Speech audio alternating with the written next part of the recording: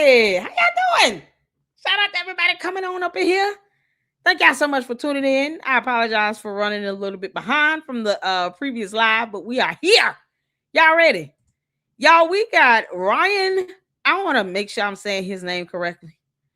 Mauro, Mauro, that did a live stream, and you guys asked to check this out. And yesterday the power went out, so I couldn't go live like I wanted to. But we're here today. We're here today. And it looks like this was what, 2 hours? I want to make sure. Okay. I don't think I've ever seen any of his videos or anything. Is he on YouTube? Y'all know he's on YouTube? I'm not quite sure. But we're going to check this out. You guys requested it and wanted to see it because Candace went over there to Russia and then thought she was going to bring all that nonsense over here. Girl, bye. No. Can't you keep that nonsense over there? So we're here and we're going to check this out. You guys, make sure you guys are hitting that like button as you come in. Thank y'all so much for tuning in, by the way. And thank you guys so much for your patience. I appreciate all of you all for working with me, knowing the power went out. We are having a good time up in here. And we're going to get to this. Tomorrow we will be doing our little marathon. Candace, you dumb demon. I hope you know that you had this coming. You know when mama's not able to do a live stream like this every night, you have a marathon coming up. And tomorrow we will be having a marathon. We getting it all in. We have so much content to go over. Milk Bar dropped a new video. I actually want to see that. Yeah, can we see that right quick? Can we watch that? I want to see his new video. Oh man.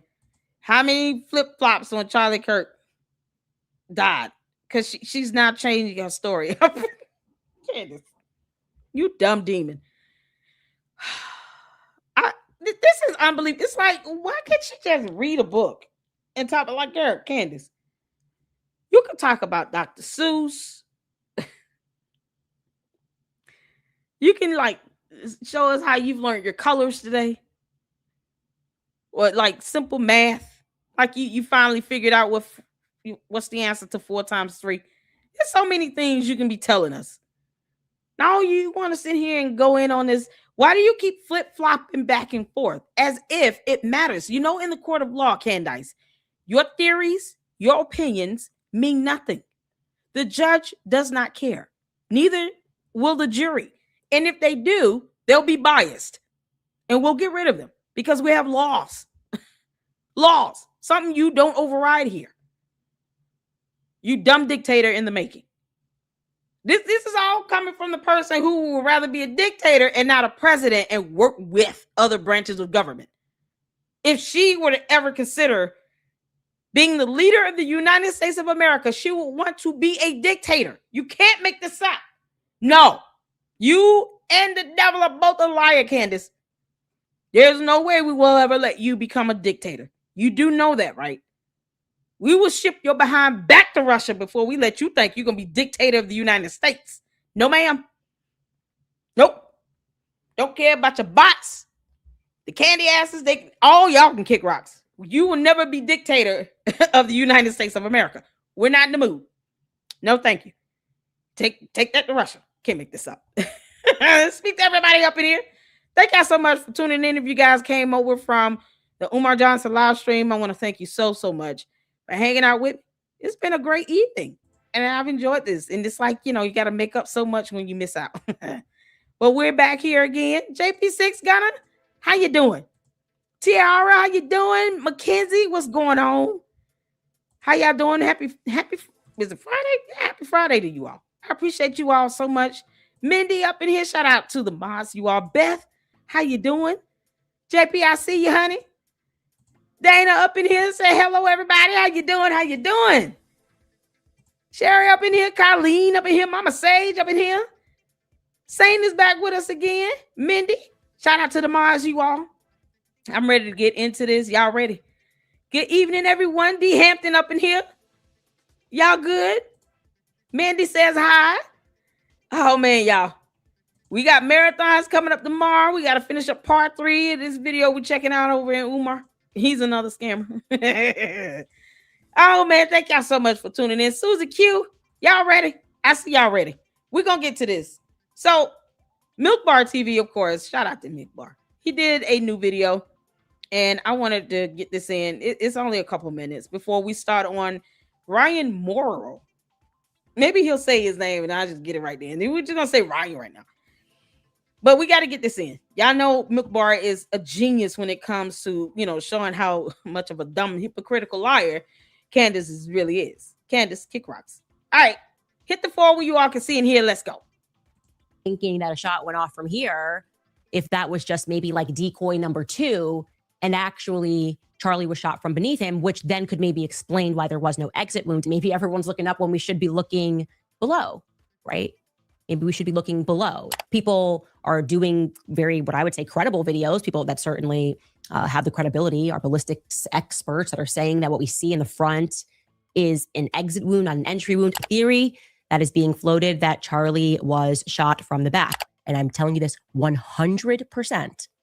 Charlie Kirk was shot from the front. And at least a fragment of the bullet was recovered from his neck. What I can state rather unequivocally is that there is now more evidence, more evidentiary support that Charlie may have been killed by a rigged explosive device that was on him. I never dismiss the exploding mic. What evidence? What evidence? You looking at something for 16 seconds too long and it's somehow blurring your vision because you have no brain, and then deciding, yep, this looks like something explosive. What evidence? Do you understand what that wound would look like if it were explosive versus a shot going with a bullet going in it? This is ridiculous. And this is all coming from the woman who thinks that she's entitled to see the medical examination and autopsy report.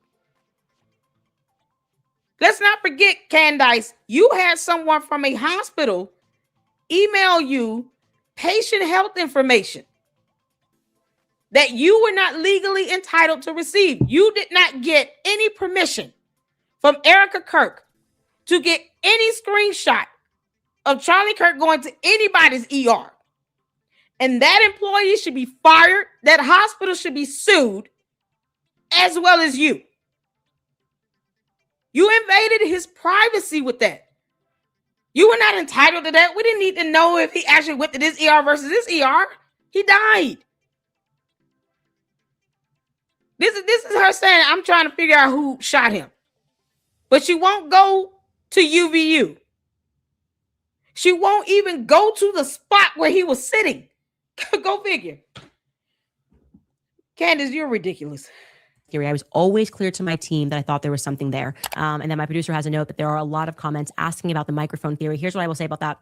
When I looked at image from the side, the microphone is still on him afterwards. So like when you see it from on, it looks like it kind of disappears, but then it kind of shifts. When you look at the perspective slightly to the left, you see that it actually stays on him and it's just in the fold. I would imagine if anything did sling into him with that kind of a force, it would fall off. And I can tell you it doesn't fall off. Yeah, I never changed my mind. But didn't you say, if you're saying that and you got video evidence, then you would be able to see clearly what occurred. You don't have to assume unless your eyes deceive you. All these hours of her just looking at gore and blood and, shots and stuff and being obsessed over that. She's not taking time to actually see what's happening physiologically speaking. She can't tell you anything anatomically about the womb itself. I did a whole video on that. The entry point, possible blood vessels that were severed that will line up with the medical exam. Funny how she can't do any of that. But yet, she saw all these videos. And you're still coming out assuming something. Why? Video evidence is concrete. What are you seeing? She can't even say concretely what she sees in video evidence. It's so stupid. You don't need to walk away from watching a video assuming you saw something. You simply say, here's what I saw. It's that simple. That's not something the jury would be able to walk away from. If they look at video evidence in the jury, They have to say what they saw, not what they assume they see. So either you're seeing this in the video evidence or you're not. And because there's so many videos, those videos are just giving you different angles of the same thing. Why are you walking away talking about assuming that what do you mean assuming? It's like her reading something and then saying, assuming that I read this word. Well, you could just show the letter and show the document and we can see the words for ourselves. It's like me saying, look at this video right here. Y'all clearly see the words September 30th, 2025. Now imagine if I said, assuming that I see the date September 30th, 2025. I don't need to assume what I'm reading. I can just simply read what I see. Does that make sense? When you're watching video evidence, you don't need to assume what you're seeing. Just say what you see. I see Sep 30, 2025. That's it. There's nothing else to assume with that. It's very concrete. We all see this. Hit the 4 if you all see Sep 30, 2025. June 17, 2026. Hit the 4 if you all see that. If you don't see that, then something's wrong with your video or your eyes. I don't know what else to tell you. We don't need to assume that we see these two dates here. We will just say what we're seeing. That's how video evidence works. You don't need to walk away from it assuming what you saw. Just tell us what you see. And she thinks that a jury is going to play this dumb game in a court of law. Good Lord. Candace, I know you're listening, you dummy. You dumb alien. You dumb demonic alien. Stop saying, assuming I saw. Play the video. I'm not watching it, but play it. And then let people say what they're seeing.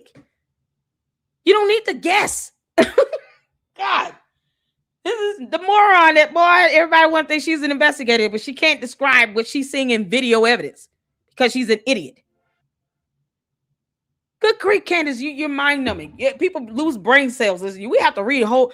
Well, when I tell you I have to do things that, like, it's just intellectually stimulating after watching and listening to Candace.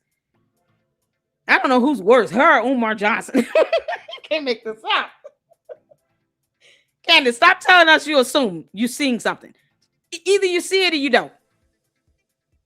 That's not how you break down video evidence, you dumb girl.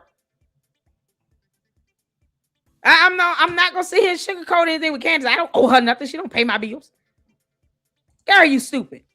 Mine, maybe we should be looking below. Charlie was shot from the back. Charlie Kirk was shot from the front. Charlie may have been killed by a rigged explosive device that was on him.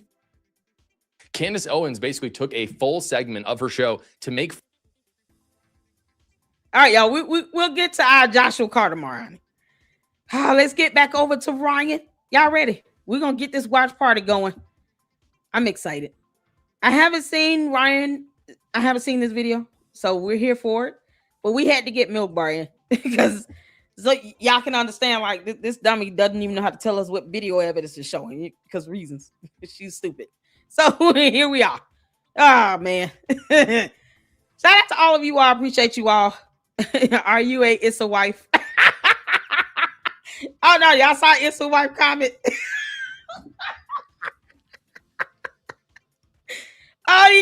the Kenny has to get so mad.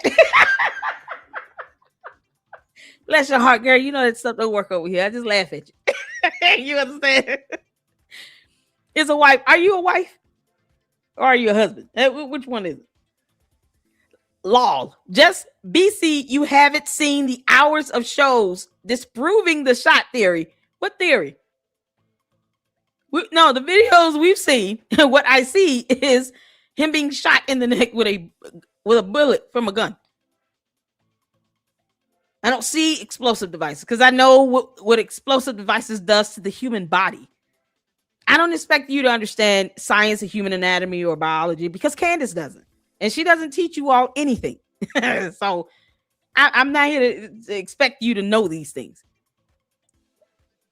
But for her to walk away from watching hours of videos talking about, I assume that I saw something, then what the heck is she watching? Why did she have to assume she saw something? Oh, you so precious. God. I can't even get mad at these clowns because all you can do is laugh at this. Doesn't mean it doesn't exist. It doesn't exist. Because she should not be walking away talking about, assuming that I saw this. What do you mean? Either you saw it or you didn't. It's a video. You mean you clearly don't care about Charlie, but we do. We who? I don't care about what demons think or feel. I don't. Or cult members or bots. I don't care about none of those three things. I could care less what a demon, a bot, or a cult member thinks. I don't care. I say that with all the love that I have in me. I don't care.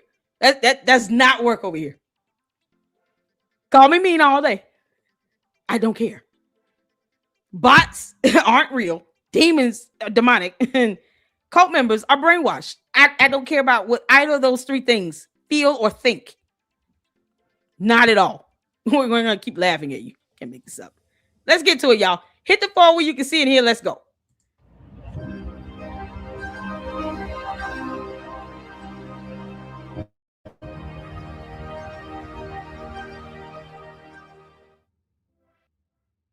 Hey everyone, so welcome to the first episode of the Counteroffensive with Ryan Mauro. I'm obviously Ryan Mauro.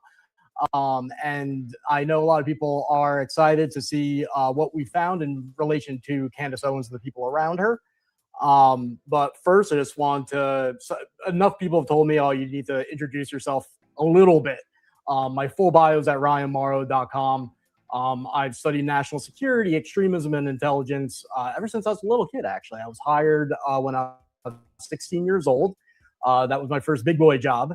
I got hired as an intelligence analyst, geopolitical analyst, and that started my career. And then I did a bunch of different things. I was an adjunct professor for about 12 years for Liberty and Regent universities. For 10 years, I was the director of intelligence for a counter-extremism group.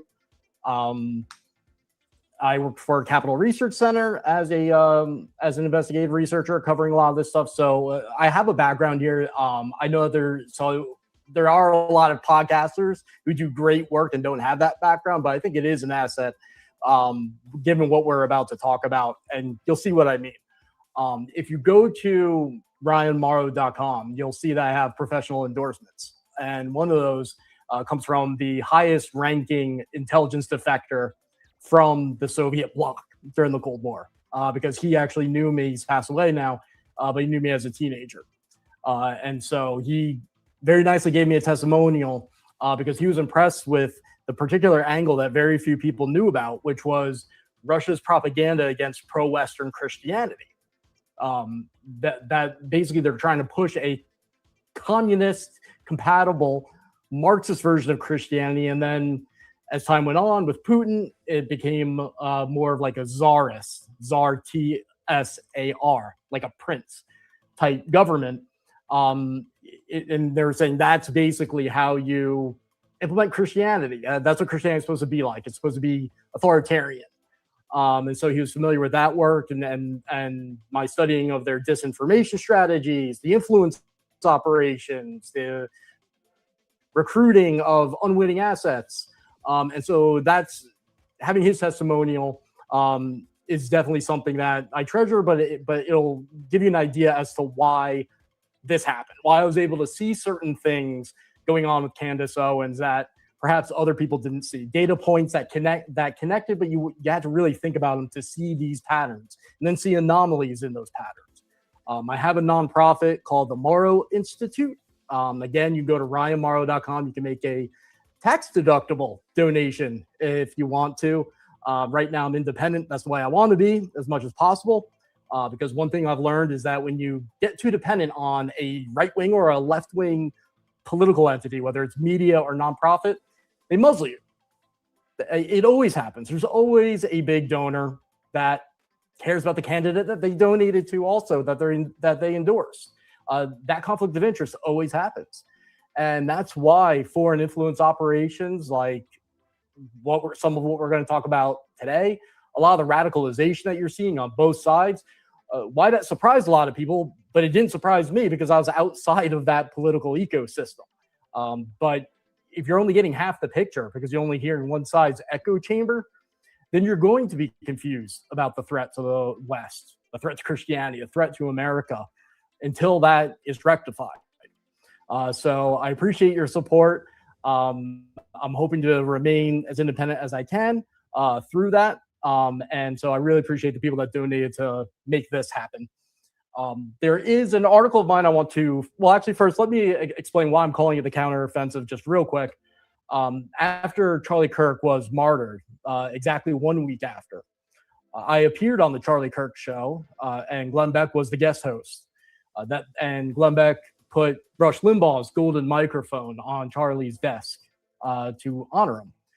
And before I went on air, well, I was actually booked for this project I was doing, I had heard, I think it was Stephen Miller, that said that Charlie's like next big thing he wanted to do was to expose and go after those who were funding pro-violence sentiment and violence itself, criminality, obviously from the far left, since it's from Charlie's perspective. But I'm sure anyone in favor of violence and criminality, he was not a fan of. But that's what he wanted to take on. And when I saw that, and I realized that the project I've been working on, which was tracking the George Soros's network, their money going to pro-Hamas groups, pro-terrorist groups, even I would argue domestic terrorist groups that endorse criminality and violence in certain situations. And I traced about $80 million going from the Soros network to these groups. And I put together in a report, and I contacted Glenn Beck and I said, do you want to do something with this? And then he said, you know what? I'm guest hosting Charlie Kirk's show. I think that'd be the right spot to release it. And so we did. And when I released it, I said the counteroffensive begins today. And I meant that. That was not hyperbole to me. I had a specific plan in mind to launch a counteroffensive after what happened to Charlie, to try to minimize the chance that it could ever happen again. By the end of that night, when we released this, it was in the hands of the president, I believe.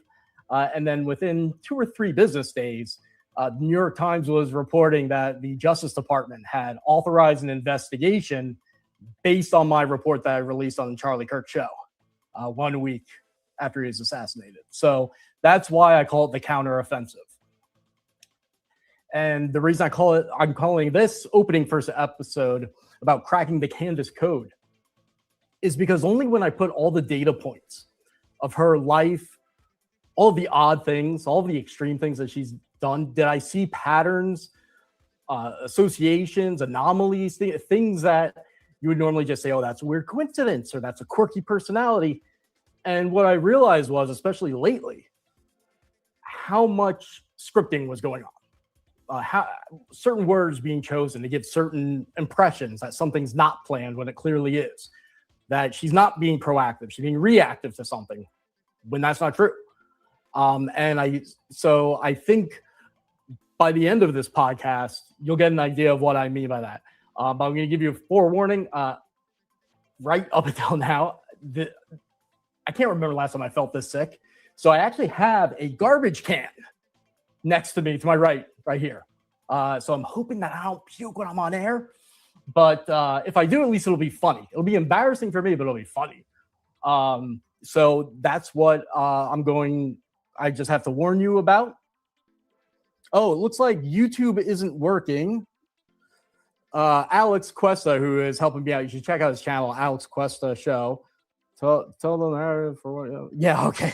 He's telling me to tell the audience that I'm being persecuted and my YouTube is being targeted for the information I'm about to reveal, which is not true. But YouTube isn't working, so I better get that out right now. Sorry, I can't believe I'm putting you guys on hold on my first podcast.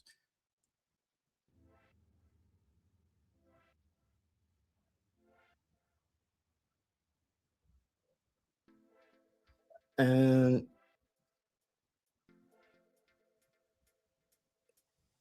okay, that is embarrassing. Was his channel? His channel went down? Let me just set the foundation for this, because what I struggled with preparing this, and I had a much bigger. Did his YouTube channel go down? So he has a YouTube channel. Because I was asking about that. That's something else. And the boy, these bots get mad. They're like stifling free speech is somehow going to stop the video from being made. You don't get to stifle free speech. No. Plan, but then I got sick, and a bunch of other things happened. But to set a foundation so you can understand the significance of this, because it's really not about Candace Owens. And Glenn Beck did a good job of making that point, because I wrote an article for him called "The Russian Influence Operations Targeting Candace Owens and You." You can find that at glennbeck.com. It's a pretty long report, but Glenn covered it for like 3 or 4 days. And said it was one of the most important things he's ever been involved in covering. So that's something I highly recommend, and that'll show not just the issue with Candace, but you've got to see the broader offensive against the West that's happening, that's going to reel people like her in, and how this can happen slowly over time. But to just take some pieces of that, just what you need to know for tonight, there are 3 kind of like pillars right now that the Russian ideological warfare is designed around, what the influence operations are about.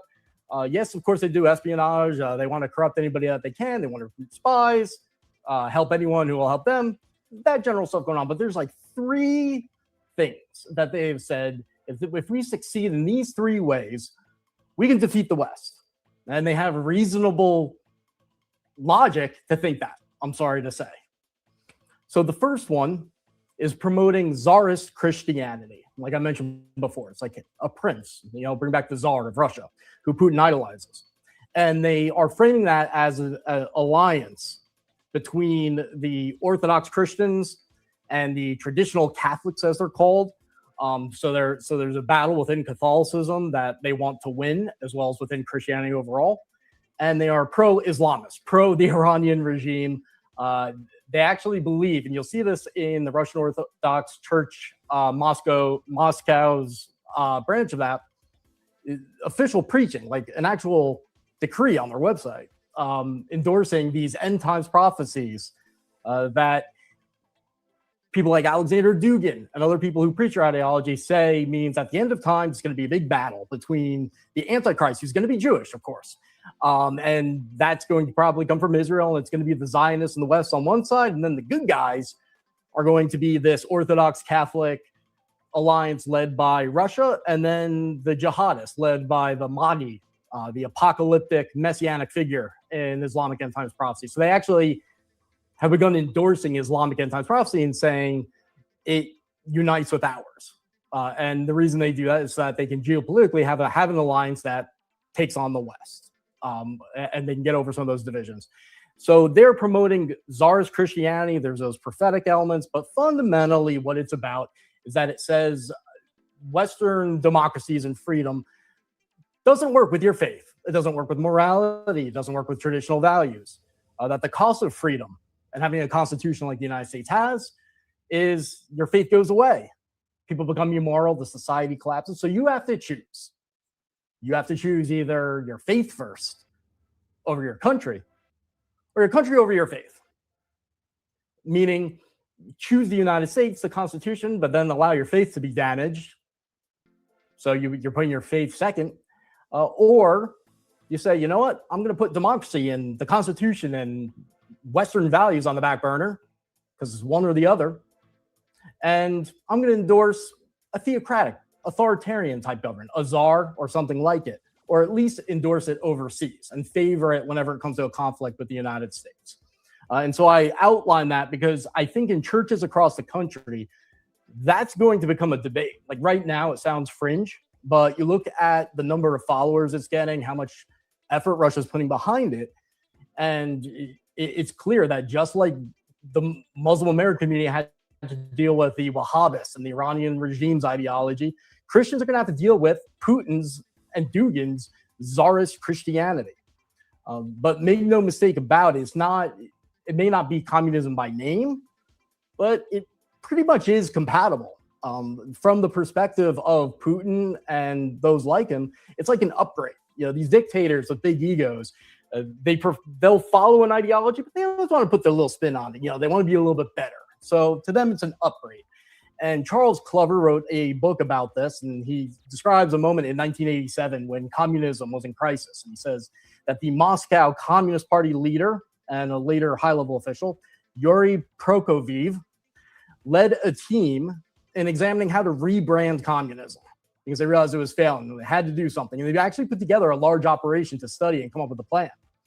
And the plan was to develop, there's a quote, a new Soviet ideology that fuses secular communism with a theological meaning. They realized they couldn't beat God. They couldn't beat Christianity. So we'll just make it ours. That was the thinking. And it would, another quote, begin by resembling a fusion of communism, nationalism, and Orthodox Christianity. And that's clearly what happened. So when you have people like Candace Owens saying like, oh, Russia's no longer a communist, that just proves that you have outdated thinking. No, she doesn't understand the evolution of the ideology. She doesn't understand that that's a valid comment to make. And some of them probably are still communists and just faking it. And then others have upgraded it with this theological meaning. It doesn't matter. It's still evil. It's still anti-Western. And so that happens. And then the same guy who invents it, this is important, Prokofiev, who oversaw the effort. I mean, he didn't invent it, but he oversaw the study group. He goes on to something else. So he said, all right, that worked. So probably knows what he's talking about, right? He said, all right, well, next objective, we have to destroy the civil society. And this is our weak point. And this is why I value Charlie Kirk so much, because I'm a political independent. I have voted Democrat and Republican in the past. I'll probably in the future. I'm actually not passionate about most political stuff. I just kind of have my own little thing. I'm narrowly focused. And I honored Charlie so much because I disagreed with him. I still found him effective. Like, to me, it's almost insulting to reduce someone's value to how many points they can score for your team. Like, well, I'm a conservative or a Christian or a Republican. And, so he did a good job of vindicating my opinion and helping me show how smart I am. Like, okay, there's value in that. You agree with what he's doing. But I think there was something deeper because even when people disagreed with him, the love that he showed people is the answer to so much toxicity that's being promoted by foreign powers in our civil society. It's an attack.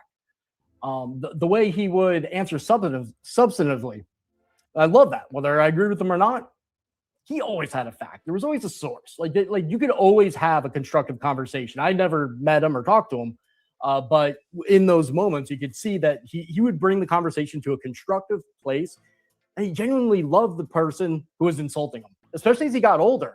As he got older, you could see that even more. And so, to me, his value was in trying to save American civil society.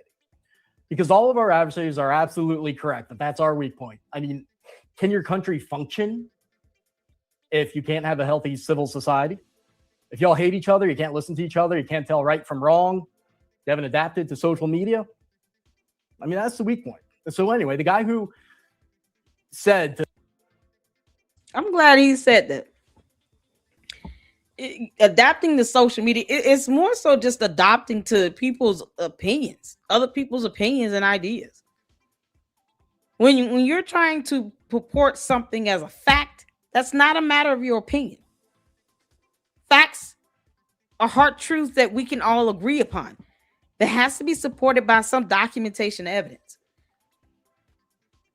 So what you see in a video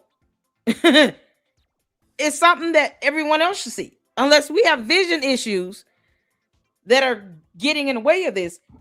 If you say you see something moving on someone's chest, shouldn't we all see that?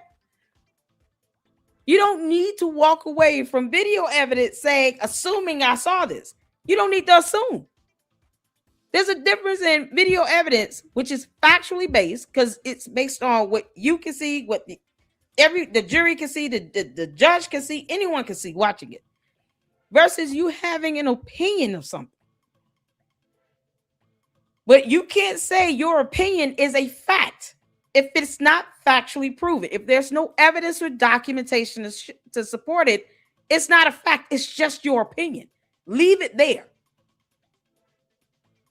And when you have people like Candace and Umar's and all these people that walk around here acting like cult leaders that are unable to even accept criticism, then you have them moronic followers sitting here trying to either take down a video or stifle free speech, or they just go out and spam and attack your content, your platform, because it's not in alignment with what they say. We don't have to agree with them. We're not in their cult. We're not in Candace's cult. We don't have to agree with her. If she can't say what she saw in a video, which is concrete evidence that will be used in a court of law, then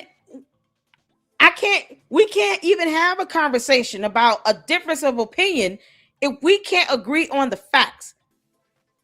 That's why when it comes to me personally, and I say this, there's content creators that will bring on her people, all her supporters, and all these thunkheads that sit here and all they do is parrot her talking points.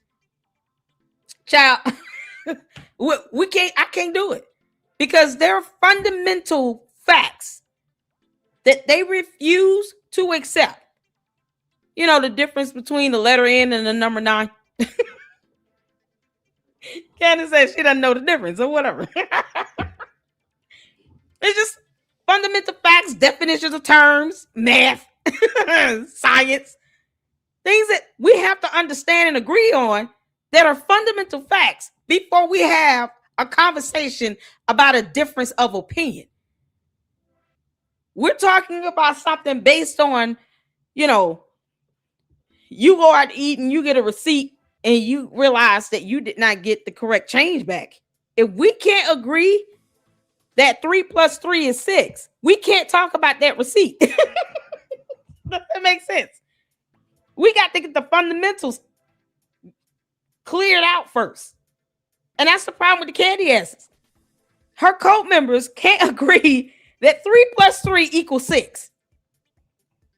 All they do is just start over talking and repeating all her crap. If we want to know like what she's saying, we'll just watch her video. They can't make a viable argument for themselves. They just copy, paste, and repeat whatever she says. That's not a debate. That's not an exchange of ideas. You're just reiterating the crap that comes out of her mouth. It's that simple. But if we want to have a conversation where we're exercising our First Amendment rights and exchanging ideas, it needs to be your own opinion. And it can't be far-fetched to where I have to go to some alternate reality to understand what the hell you're telling me. I don't want to do that. I'm not going to your alternate reality. I'm not joining your cult. I'm not accepting what your cult leader says to be facts when she can't tell us what's 3 + 3. It's that simple. But if you can't even come up with your own thought and opinion, what are we talking about? You're just repeating her. I just go watch her crap. There's a reason why we don't really react to Candace like that anymore. Y'all notice that? God. Candace, you give everybody a headache. I have to think about the mental health of the Lady Luck Club and the Luxes. Because you give everybody a headache. I lose brain cells. Like, it's ridiculous. You can't make this stuff up. You got to sit here and go and figure out how to, do word puzzles and stuff after listening to Candace. Child, you think I want to listen to her cohorts and her cult members? We don't want to listen to her. And the idea of exchanging opinions and having a difference of opinions, agreeing to disagree. Yeah. Can we sue Candace for that? Mental distress. Your Honor, Candace gave me a headache for 8 months straight. And we're asking for damages. It was the sound of her voice. She refused to change the tone. It was just very monotone and straightforward. Then she said she had direct sources of contact to live in Erica Kirk's building. Of course, obviously, because of reason. And she's stalking. Oh, man. Like, good God, girl. I'm losing brain cells. Oh, you're welcome. I gave away the 10 memberships, y'all, just as a FYI. Because I have to just do it while I think about it, because I'll forget. So every month we get 10 free memberships to give away on the channel, and that's what happened. So I gave out the 10 memberships. So if you got one, shout out to you. It's for 30 days, so enjoy it. And then again next month, and this randomly picks people. But yeah, now we gotta we gotta get on one accord with what's considered factually based versus what's an opinion. And the candy asses need to learn how to get over it. We don't have to accept your cult leader's nonsense. We owe her nothing. We don't have to agree with her. Until she tells us what's 3 times 4, we will not agree with her. We won't agree. She's got to conquer math before she gets to algebra. Does it make sense? We got to conquer the basics before we start talking about something a little bit more complex. Like, that's the thing that is hard to overcome. People not being able to accept when they're wrong or when opinions are opinions. You walk around talking about, this is my truth. Well, I don't care. We're going based on what the dictionary defines the word truth to be, not your opinion. Your opinion is your opinion. It does not make it the truth. Those words are being construed up to the point where the definition and the meaning and concept are being skewed. It's no different than somebody weaponizing the Bible. Don't come over here just quoting scriptures to fit your moot point. Your truth, if it's not based on the finding of fact or evidence or documentation, is irrelevant. It's your opinion. And you're using the wrong term. Have a debate with them goons if you want to. They give you a flat-out headache. They worse than her. No, before I debate the candy asses, I will just listen to Candace and hear all this crap come from her. And you know, we have to find ways to regain them brain cells. To adopt this Christian version of communism, the czarist Christianity. Said, well, we're going after the West Christianity, we have to go after their civil society. Those two things are linked. And so he created the Strategic Culture Foundation, and he led it until 2015. That's a pretty long time. And it's still active. It's sanctioned by the US government because it's a front for Russian intelligence, and it's still doing its thing. It's promoting what's called active measures. And here's a quote from the Treasury Department. Pay close attention to this.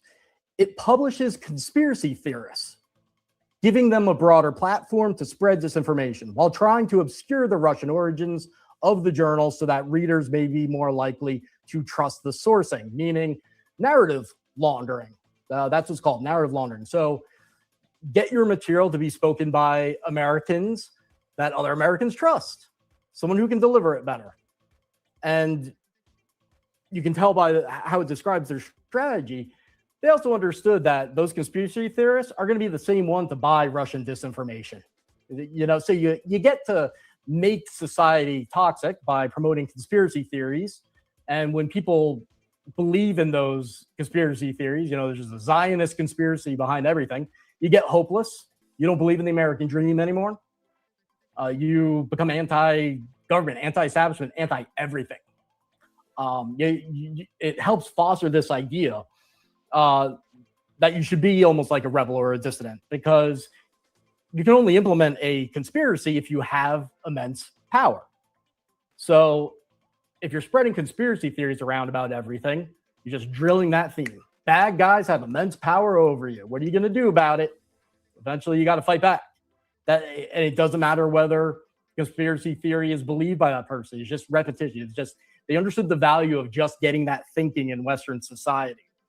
And they understood that same type of thinking would lead people to buy Russian propaganda. And they're right about that. So that's the second plank. The first is the czarist Christianity. The second one is attacking civil society through conspiracy theories that then open the door for disinformation. And the objective is what some people call discourse collapse. To make it impossible for discourse to happen really at all, if you can. Make it so people hate each other. Make it so that, and this has been extensively written about, make it so that people become apathetic, that they just go, I can't tell what's right and what's wrong. There's so much propaganda, AI, that I never know what's right and wrong. So I'm just either not going to pay attention. And from the Russian perspective, that means you're neutralized. You're a non-factor. Or I'm just going to resort to my tribal impulses. I'm sure that my team is right, and I'm just going to stick in my echo chamber, and because that's all I can handle, whether the person admits that to themselves or not. Let's see. Alex says, got YouTube to work. Okay, and throws up on X. So, yeah, discourse collapse is basically, that's what happens before everything goes to hell in a handbasket.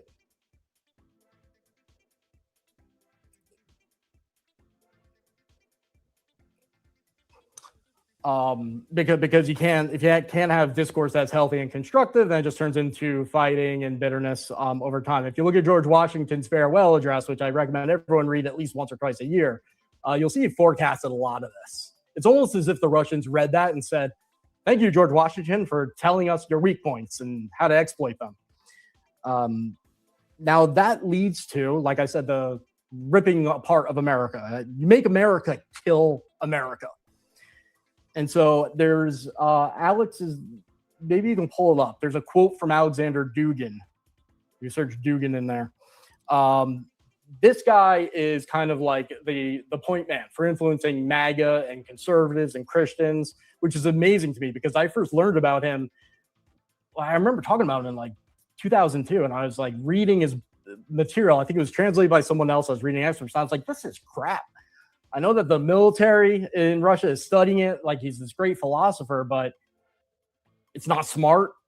He's not compelling. As an individual, he's not a good messenger. And I figured that he would rise up mentors because this doofus couldn't do it himself. And then here we are, and Alexander Dugin is now friendly with, being promoted by people like Tucker Carlson, Candace Owens, Alex Jones. You see them right there. So that's a meme I made. And that's just the quote. I don't know if the audience can see it. By the way, Candace Owens, she downplays the influence of Dugin on her. She was, I haven't even met him.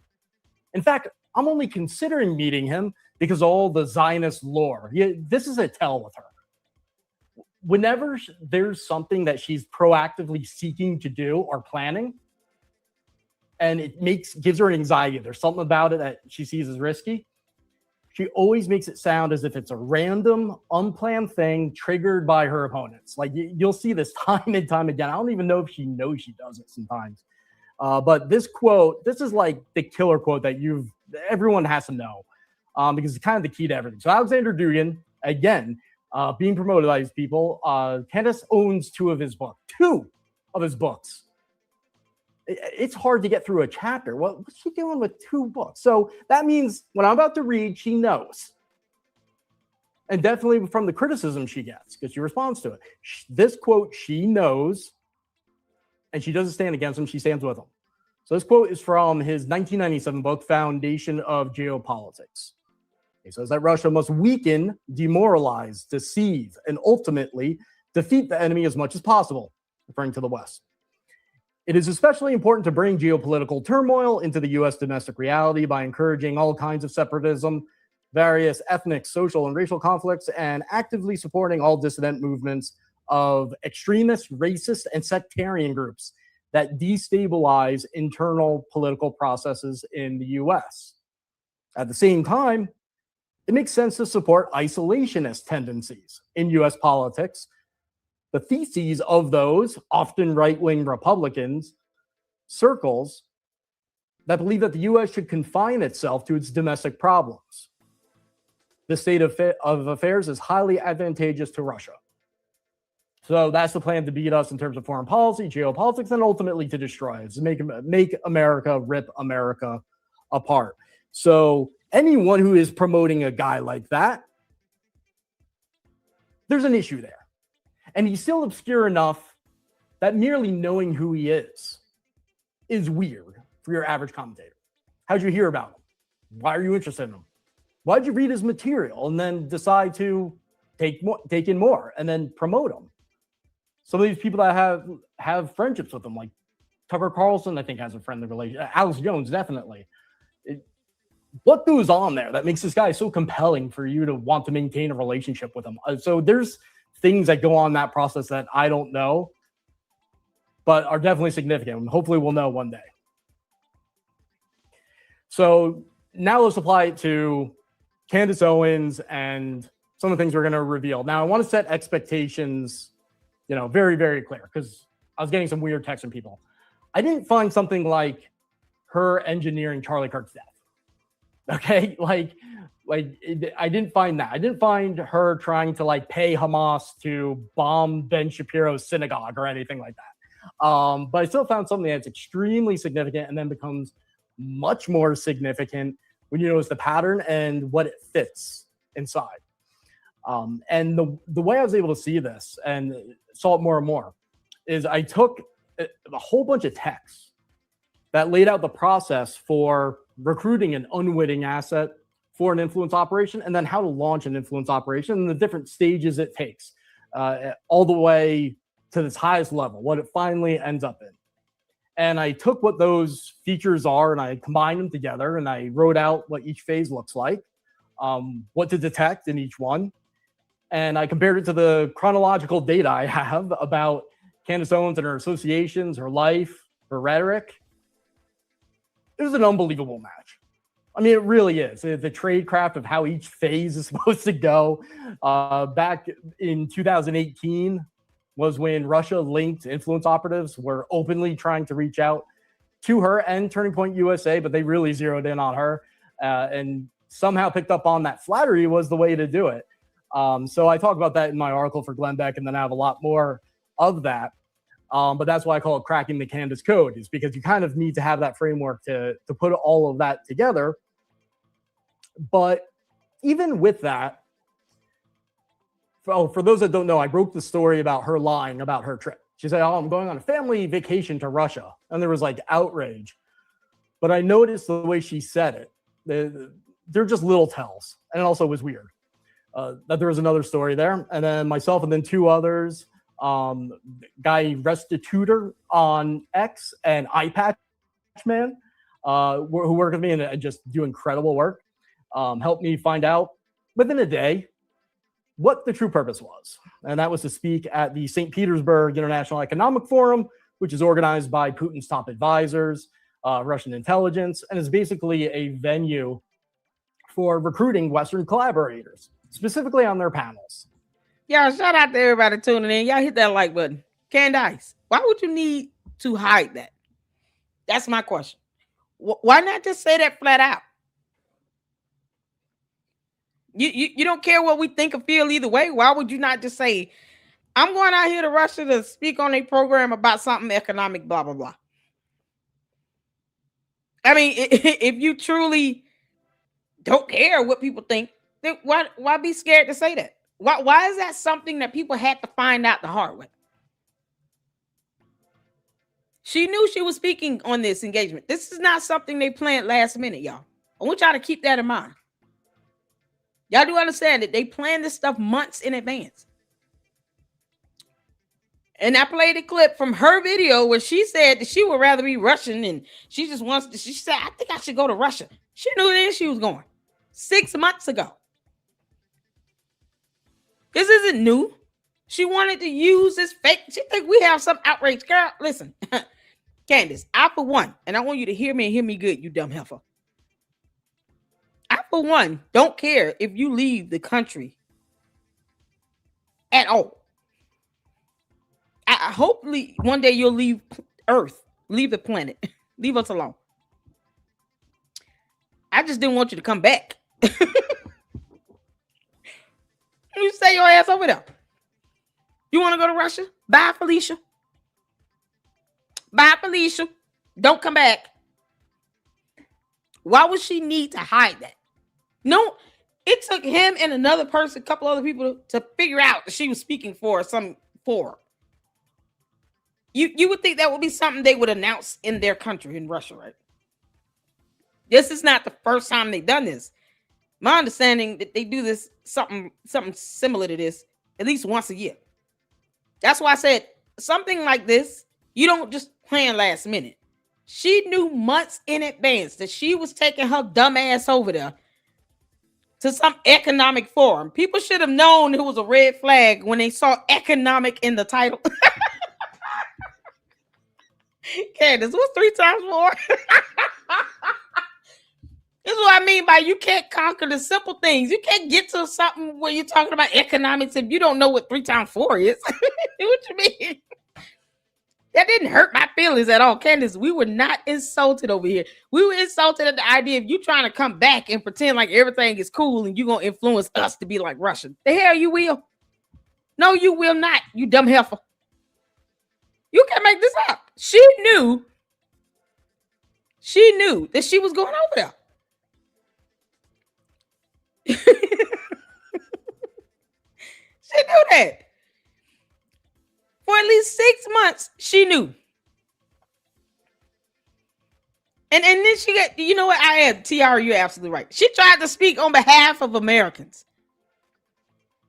Nah, girl, you don't. Candace, you barely speak for all of it for women or mothers. Girl, you definitely do not speak on behalf of the United States of America. She should have certainly registered with FARA. You going over there trying to pretend like you're somebody's ambassador. We're not playing it. She knew 6 months ago she was going over there. We cracked that code. Hey, Ryan, we got something in common. The LLC cracked that code. We knew 6 months ago. She had already said she going over there. But the way she tried to handle it and can cover this all up, it's like, this is so stupid. You know your dumb bots don't care what we think or feel. We don't care how they think or feel either. Candace, you will not be dictator of the United States. Tucker Carlson will never be president. He can kick rocks. And at the end of the day, because we're not in the mood to be represented by a crackhead Mickey Mouse. He can't even laugh right. Weird ass dude. Tucker Carlson is weird. Something's off-putting about him. And he's a punk. He's stepping for Candace. Why would we vote for somebody that is willing to be a simp for Candace Owens? No, we're not voting for him. He doesn't even laugh like a man. We ain't doing this. Candace, you and your little weird simps, you, John Mappin, Tucker Carlson, all these little simps, Brandon Tatum, all these folks that sit here call themselves men and they sipping for you. Project Constipation, all of them can kick rocks. Baron Coleman, the one that keep confusing as a woman. Ian Carroll, whatever. I don't care what he is. He's stupid. Hey, kick rocks. Kick rocks. And you trying to speak for all Americans over there? What an insult. And then they ask you if you ever think about becoming president. You talking about you're going to be a dictator. Nope. Stay over there. Don't come back. We don't do dictatorships. No. Keep your dumb ass over there. Don't come back over here. You try to speak for Americans and then you want to come back over here with that BS and you know they track you. You know you have a track on you somewhere. They're following you everywhere you go. You know that. They're still following George. Talking about he go fishing in Russia. Does he? Boy, those mermaids must be something else. Flipping into swimming for him. Had to stay over there. No one told you had to come back.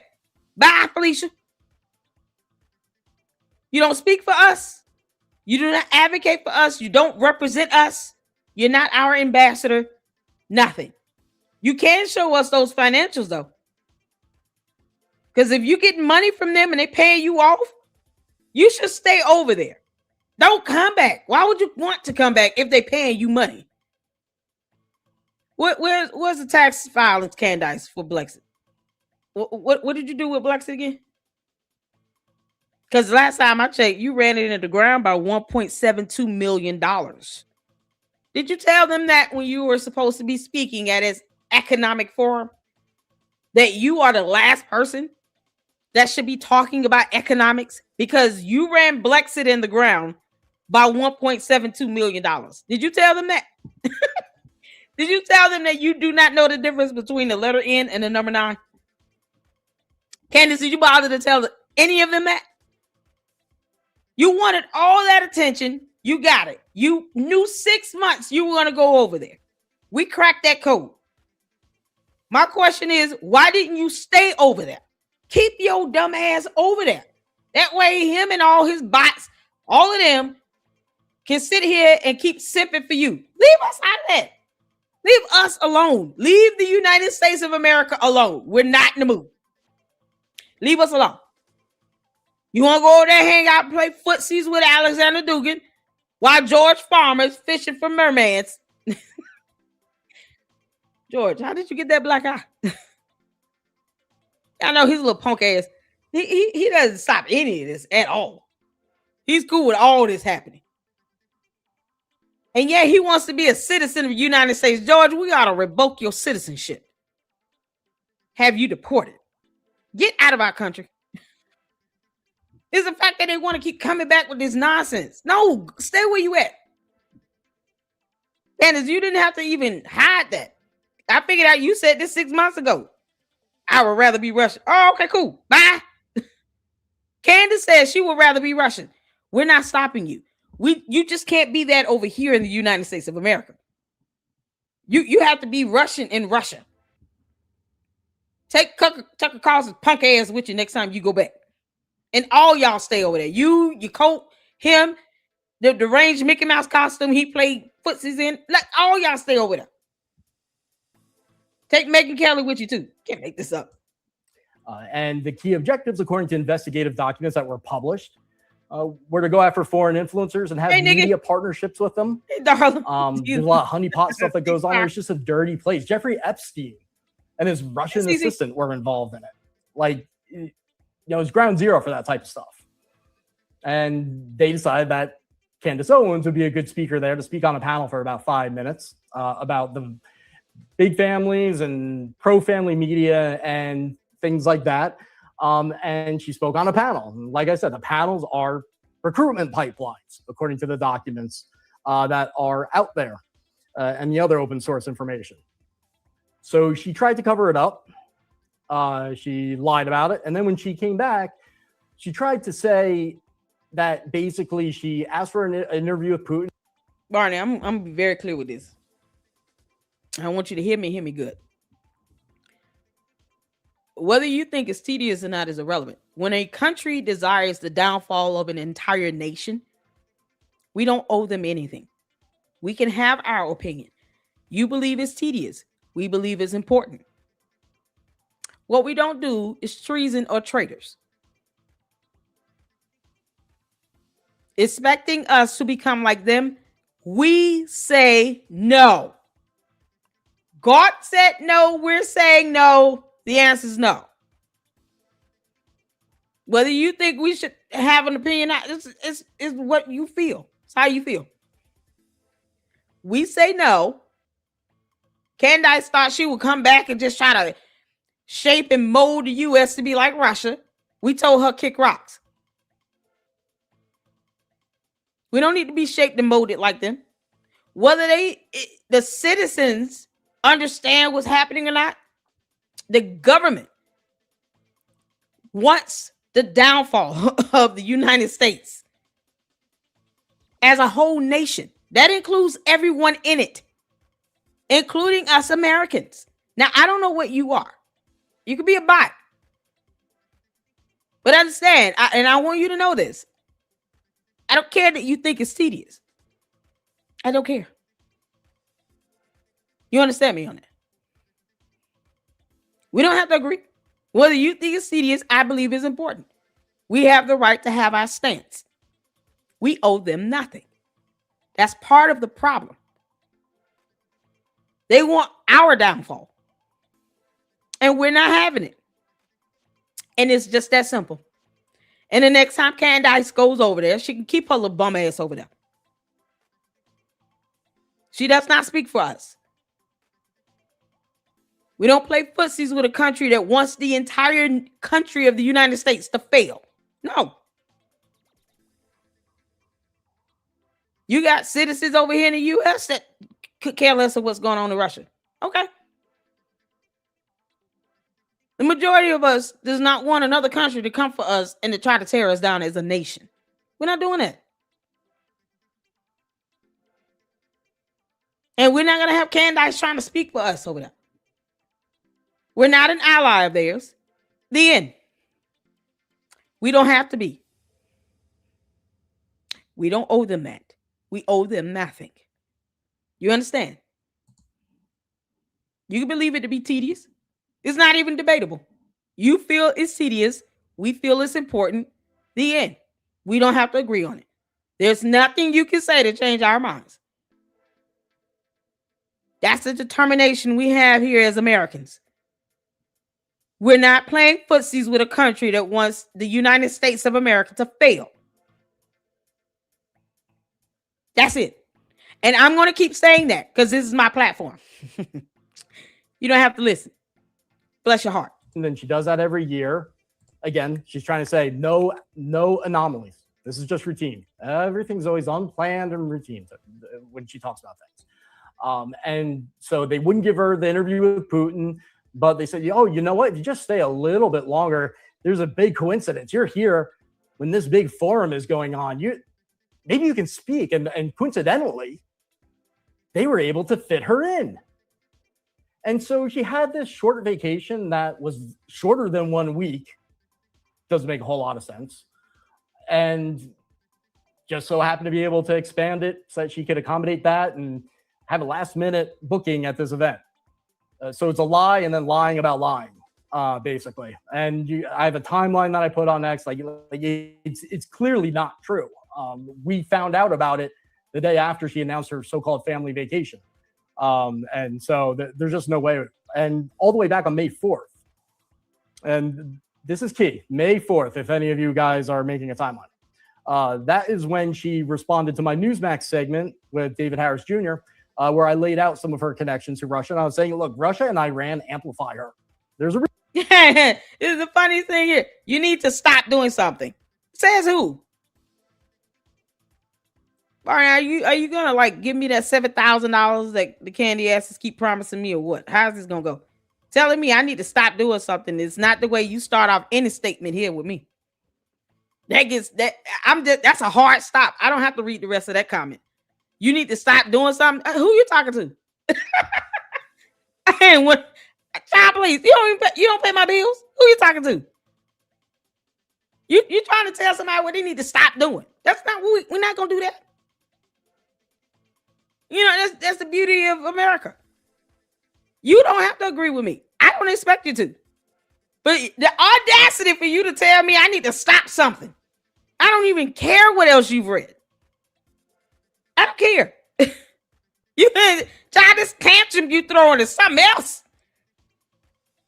Who is you talking to up in here? We can't even have a watch party. You talk about the Americans just coming.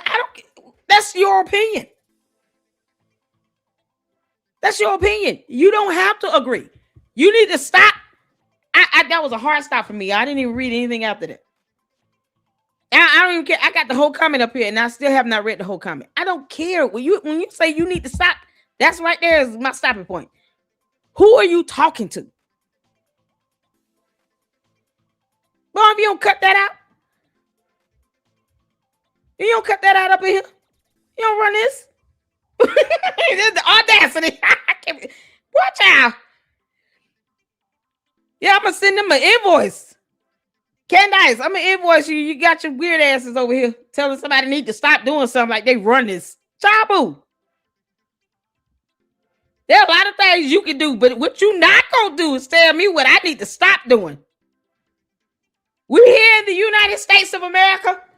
Do not let a bot that does not pay my bills tell me what I need to stop them doing. Who is you talking to? You don't tell her what to do. Don't pay my bill. Won't even leave a cash app or a super. The audacity. Where's that $7,000? That's what I'm. Yeah. When I said you need to stop, I stopped right there. That was it. I didn't have to read past that. You run nothing up in here. We, the United States of America, do not take kindly to threats, either foreign or domestic. Nor do we care about how Candace feels about anything. In Jesus' name, amen. We don't care. God, come And you got the audacity to say, I need to stop something. Who is you talking to? This is the nonsense that didn't get us anywhere. I already said you don't have to agree with me. I don't expect you to. Then they turn around and want to have people's channels and videos taken out because we don't agree. We don't agree. It's so ridiculous. And I try to let the comments fly, but what you're not gonna do is tell me what I need to stop doing. She does not speak for us, and she never will. Boy, this $7,000 an hour, man. We're earning it today. I guess they want me to earn it. Yeah, they want me to earn that $7K. You can't make this stuff up. Like, where you come from? And even if he listen, Barney, I want to be clear with you. What you're not gonna do is tell me what to do. You understand me? I already told you I don't expect you to agree with me. See, this is the thing. They want to sit here talking about, oh, we supported Charlie Kirk, we loved it when he was alive, and blah blah blah. No, you don't, because Charlie Kirk believed in the First Amendment rights. You have a right to free speech, so do I. I also have the right not to read your nonsense and buffoonery either, and I also have the right to not agree with you. I have the right to disagree with you. But what you're not gonna do is tell me what I need to stop doing. I didn't even have to read anything past that point. I don't care. And I won't be reading the rest of that comment either. Because you don't run that up in there. Chabu. All these dumb bots. See, this is how they try to go in. And you trying to put down the U.S. I'm not putting down my country. You think I'm going to put Russia over to the United States of America? You are out of your mind. You have to be a Russian bot. And the devil is a liar. Hell is hot, ain't it? God. But all these demons coming out. We're not doing it. I dare not put down my country to try to sit here and to catapult another. Child, we don't do that up in here. Chabu. I already said you don't have to agree with me. I don't care how you feel. But I'm not telling you what you need to stop doing either. But you're not going to come at me with that. You got the right one today. Oh, Lord have mercy. Sometimes you got to put them in place. We don't do that. Kick rocks. What you're not going to do is tell me what I need to stop doing because you don't control me. We don't do dictatorship over here, especially in the Lady Luck Club. I want y'all to have y'all right to free speech and have your opinion. Telling me what I need to stop doing. You got the right one today. Run up in here when you don't pay my bills. What? Kick rocks. Reason. They're waging war on Turning Point and Erica Kirk. Because that's how you hurt America. And you hurt America by amplifying Candace Owens, is what I said. She fired back a little bit. RT responded by amplifying her, doing exactly what I said they do. RT, by the way, used to be known as Russia Today. That's like the state media propaganda channel. So they came to her defense. And on May 4th, and when she was responding, she's like saying, Russia's this great Christian country. All these wonderful, nice things that she would never say about America. And she says, I will go to St. Petersburg. And later on, she makes a comment that, I always wanted to go to St. Petersburg. But then if you look at her history, you see that she only in recent years got interested in the Russian Orthodox Church. And she talks about how she wasn't into faith. So you can't reconcile those two things. But what's the point in saying that? I always want to go to St. Petersburg. Why is she doing that? Because she's trying to say there's no abnormality. It's not timed for anything. There's no objective. She's not being proactive. So it's a nothing burger. I've always wanted to go to St. Petersburg. It's not true. So that indicates that May 4th, she was probably already knew she was going to be booked at that event. But what happened a few days before that? This is going to set to what I'm getting to that you guys are waiting for. About 5 days before that was when Brian Hartpoles filed that lawsuit. The one so she was already getting sued by the Macrons, and they sued her from Delaware. And a lot of people say she's not going to win that one based on especially what happened to Alex Jones. But enough people also say it won't work. That one is, you'll hear arguments on both sides about. But the one with Charlie Kirk's security chief, where she basically implied misconduct in the context of the things that she talks about, that would make her fan base say, all right, well, you must have been involved. And she knows that. So he sued. And then next thing we know, like 5 days later, she's just, she's singing the praises of Russia like she had been doing, but it's especially passionate. I will go to St. Petersburg. I mean, that, and even according to her made up story, it's a last minute thing, right? So if we draw a connection between those two things, it's a last minute thing in reaction to that, I suspect. And I'll explain why. But even in her telling of the story, I was going to Russia anyway, just for a few days. And then, last minute I was added. So we can agree that was a last minute thing. And the question is it in relation to the fact that she just got a lawsuit that I'm sure her lawyers told her, hey, you might be in really big trouble. The reason I'm going through all this is because even though I broke the story about that event and how she was speaking there and how dirty it is, and she was on a panel with Russian state propagandists, and including one that was involved in kidnapping Ukrainian children, is just a horrible event. It didn't make sense. The length of time didn't make sense. The purpose behind lying in that way, didn't make sense. She's a mother. She brought her kids to a war zone that the US government tells Americans absolutely do not go to.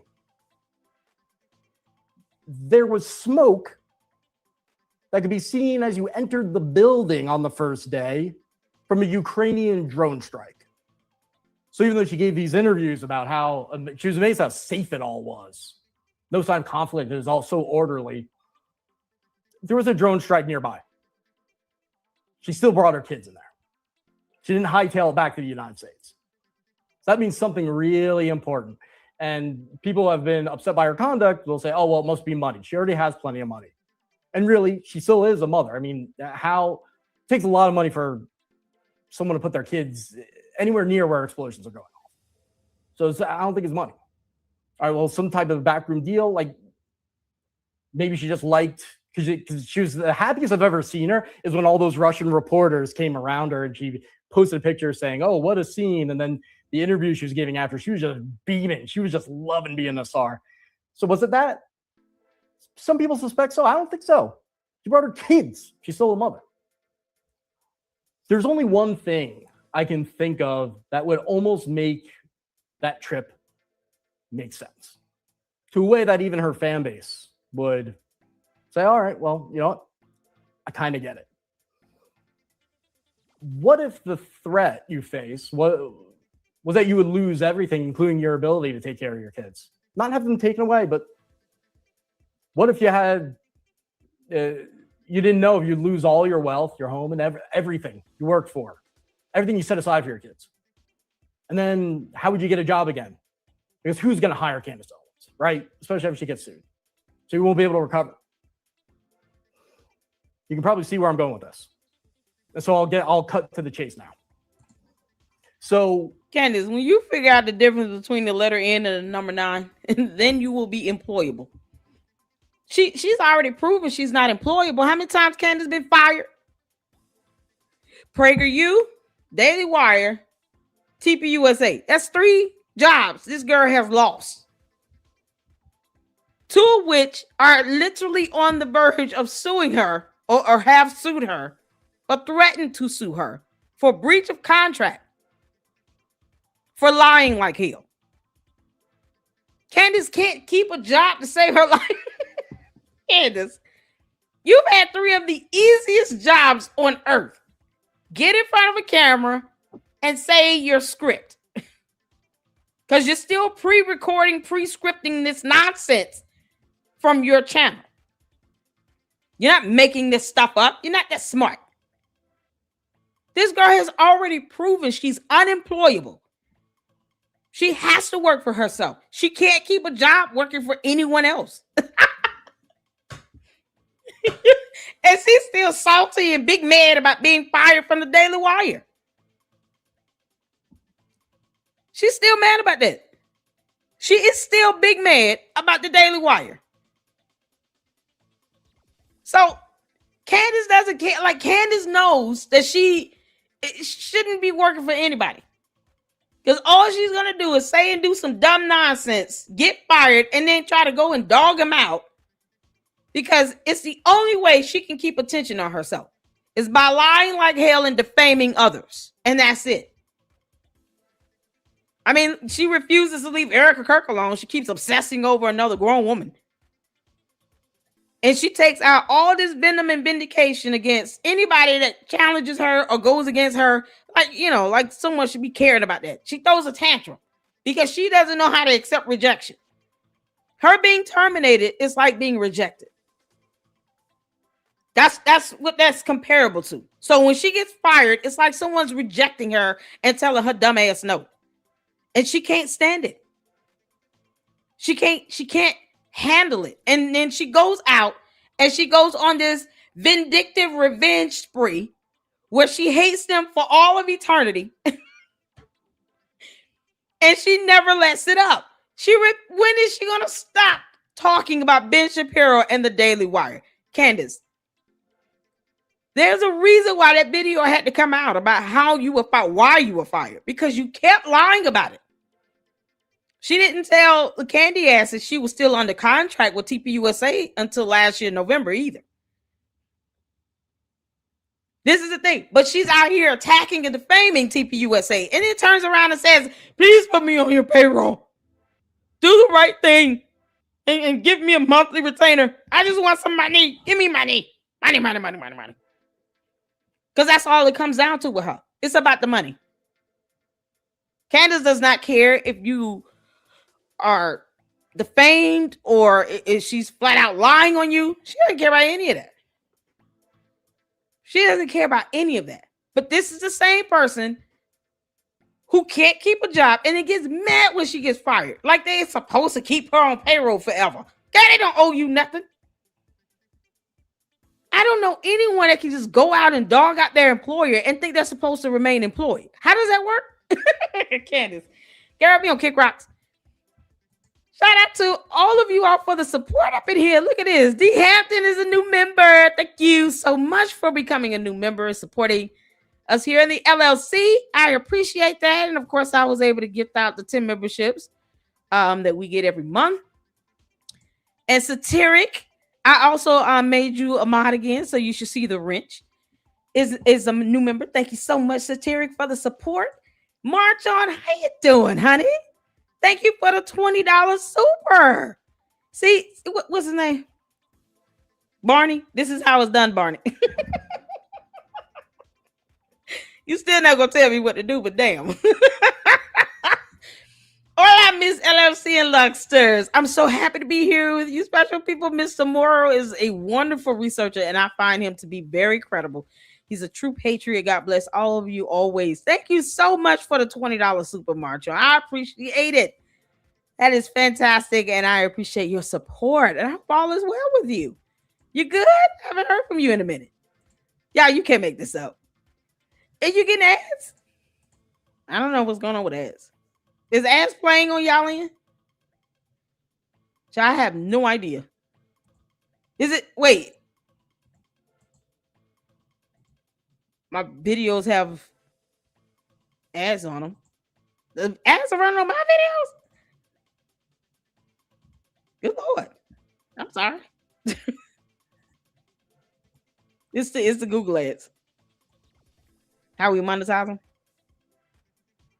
Let's get her where she's going next. I say goodbye. Hopefully they keep her. Wherever she goes next, they need to tell her, you can't go back. They need to live stream telling her, oh no, you're not permitted to leave. The Lady Luck Club does not want you to return to the U.S. I don't care about LLC. Let me out of here. Yeah, you can just stay wherever you go. Just stay there. You don't have to. You can't stay in the United States of America. Well, you don't have to be here. You know that, right? You don't have to be here. You're certainly not doing anything to make it better.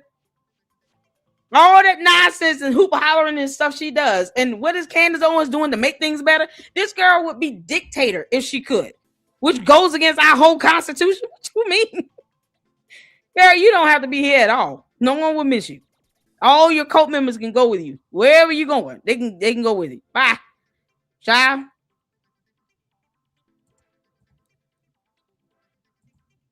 I don't know what's happening with the ads, y'all. Let me see. I thought y'all was talking about ads from his end, from the X video. Leave that tiny horse alone. You can make this up. Oh man. Speaking of this case with the Macron lawsuit, did y'all know it was rescheduled? Candace, why you refuse to go to court? Why are you stalling with this? And why does the judge keep permitting all of these rescheduled events? So on June 18th, yesterday, notice was filed from Candace's attorney, Catherine Mauro. Y'all see here it was docketed today regarding notice of motion to dismiss and to strike first amended complaint for that hearing is now rescheduled to July 27th at 10 a.m. Eastern Standard Time. And then you guys see event continued, rescheduled. And that's what happened. So now this is being pushed back another month to July 27th. Why? Candace, no one told you to leave the country. Was it all this, the order of pro hoc vici? Well, all these attorneys are coming on to the Macron lawsuit. Candace, is that what it is? Well, while we're seeing a notice of withdrawal, did he ever withdraw?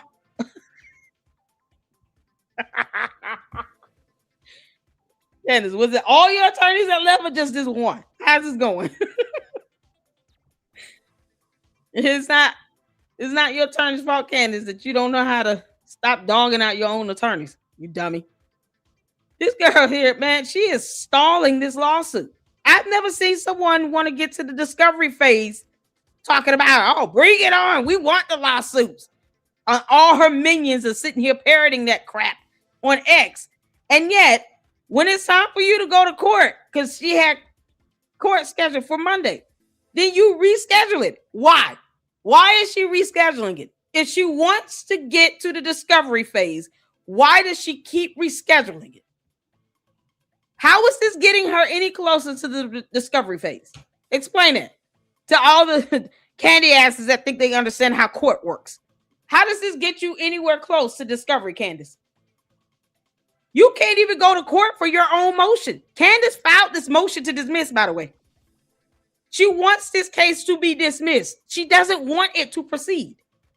And with her rescheduling the hearings for her motion that she filed as the defendant, she is showing and proving to people she does not want to go to court. Candace.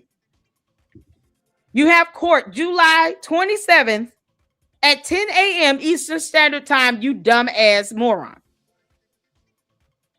Stop stalling this lawsuit. If you feel that you have a defense, why do you keep stalling it? Go to court. This is your motion, Candace.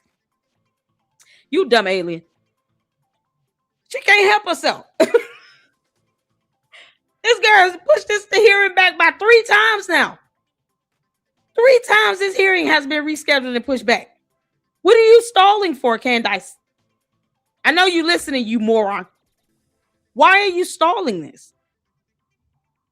You can't, man. The moment that attorney filed that notice to withdraw, I was like, oh, this is going to stall the hearing. And look what it did. It's stalling. It was scheduled April 28th, and then it was rescheduled to June 22nd.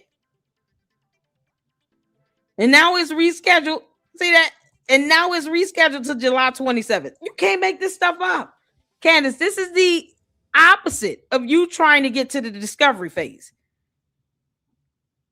She does not want this to go to court.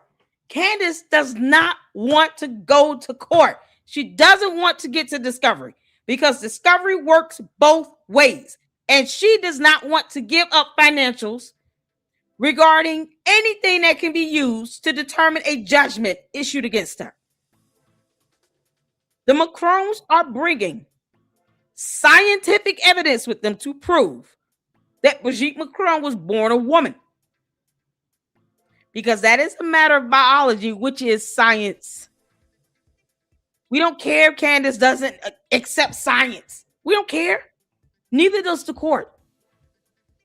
Y'all, this is crazy. Her attorney's dropping like flies because she keeps that, I believe one of them, I don't know if all of them are, but one of them, the main attorney, the lead attorney, was Jewish.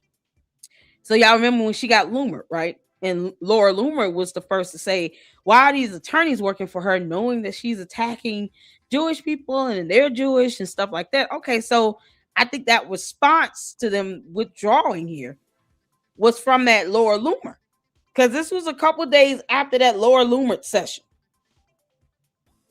And I was the first to say, oh, Lord, I hope they don't withdraw right now.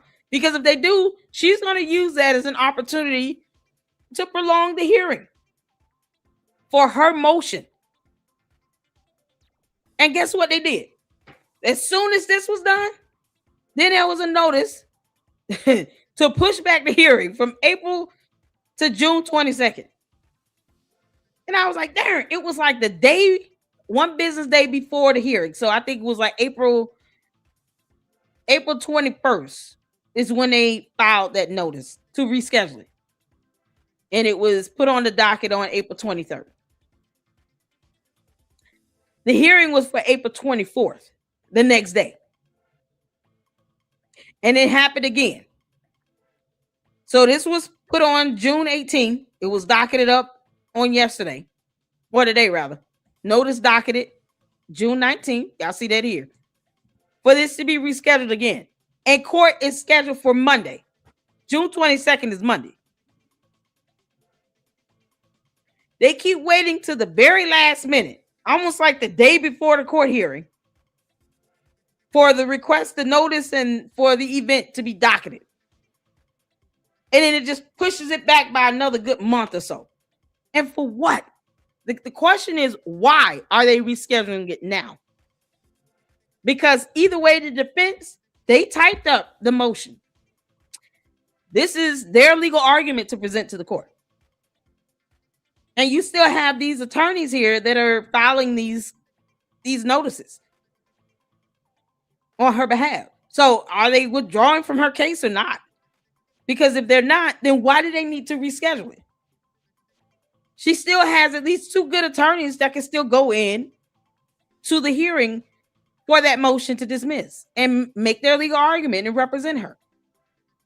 I don't know why the judge is letting this happen, man. This is ridiculous. This is ridiculous. She playing. Why does the judge? I don't know, CC. That's a good question. You would think the judge would be like, listen, let me go ahead and get this done. Let's get this done before the next fiscal year starts. Good grief. Judge Rennie need to be like, okay, nope, we're not rescheduling this anymore because we're not seeing why. That's the one thing we're not seeing here. We're not seeing why they keep pushing this back. And at some point, the petitioners need to push back and say, listen, they rescheduled this 3 times. We're objecting to this. Do not grant them this reschedule. We're tired of it. They filed this motion to dismiss and they keep pushing back their own hearing on their motion. Or at the very least, we'll file a motion for you to just do a ruling on this without a hearing. Because what are they doing? Let the judge determine whether or not this matter should be dismissed without the hearing. Then they can just type up their legal arguments in a brief, and then let the judge do, just a ruling on that without a hearing. Because if Candace don't want to go to court, I should have stalled the whole case, though. Oh man, this is so irritating. Oh, the judge need to stop playing this. Let them play these games like this. What's going to happen if they don't serve snow? A default judgment will be entered. Let's see what's going on with that. Because this was supposed to be 21 days? We went over the update of that lawsuit.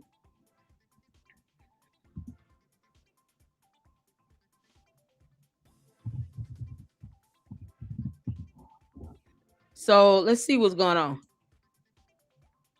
Because we already looked into that. They're not playing. The U.S. Marshals. Let's see here.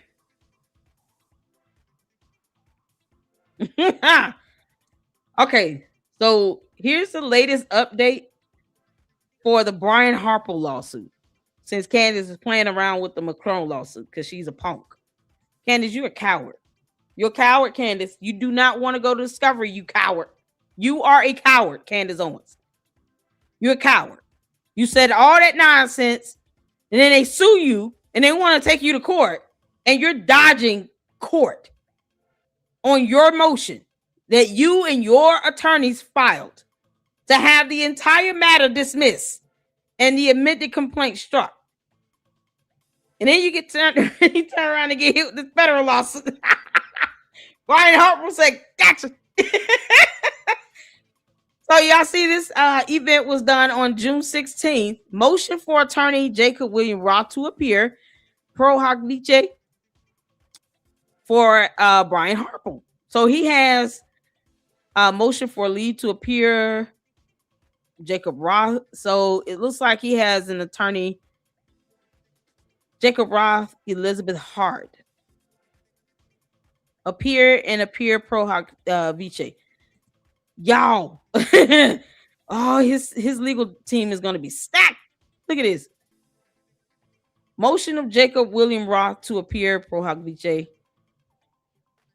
So it's sort of the same thing what happened with the Macron's legal team.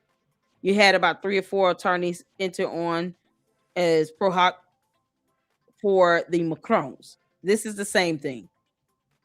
So you have, pursuant to local rule 83.01D, Tara L. Swafford, a member of the bar of this court, hereby moves for the admission pro hoc vice of attorney Jacob William Roth. He is an attorney at Contarino Roth LLC, located, and then they have the address here from Boca Raton, Florida, with the Roth telephone number and email addresses listed for his law firm. He is admitted to practice in the state of Florida and before the U.S. District Courts for the Southern District of Florida, Middle District of Florida, and Northern District of Florida. So that would be all the districts in the state. No disciplinary proceedings, finding of contempt, or sanction under 28 U.S.C. Statute 1927 or criminal charges have been instituted against Mr. Roth in any jurisdiction. Mr. Roth agrees to subject himself to the jurisdiction of the courts of Tennessee in any manner arising out of his conduct in these proceedings, and agrees to be bound by the code of professional responsibility applicable to Tennessee lawyers and the interpretation thereof by Tennessee courts. Mr. Roth has associated with Tara L. Swafford of the Swafford Law Firm, and then they give the information on that for his appearance as pro hoc vice in this matter. In support of this motion, a certificate of good standing from the U.S. District Court for the Southern District of Florida, Exhibit A, and declaration of Jacob William Roth, Exhibit B, are attached. So here's the certificate of service where this was e-filed, e-served to Mitchell Snow. Because he's dodging.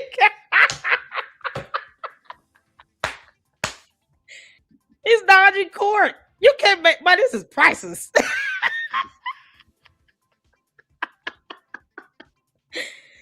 Oh, Candace, your co-defendant is dodging.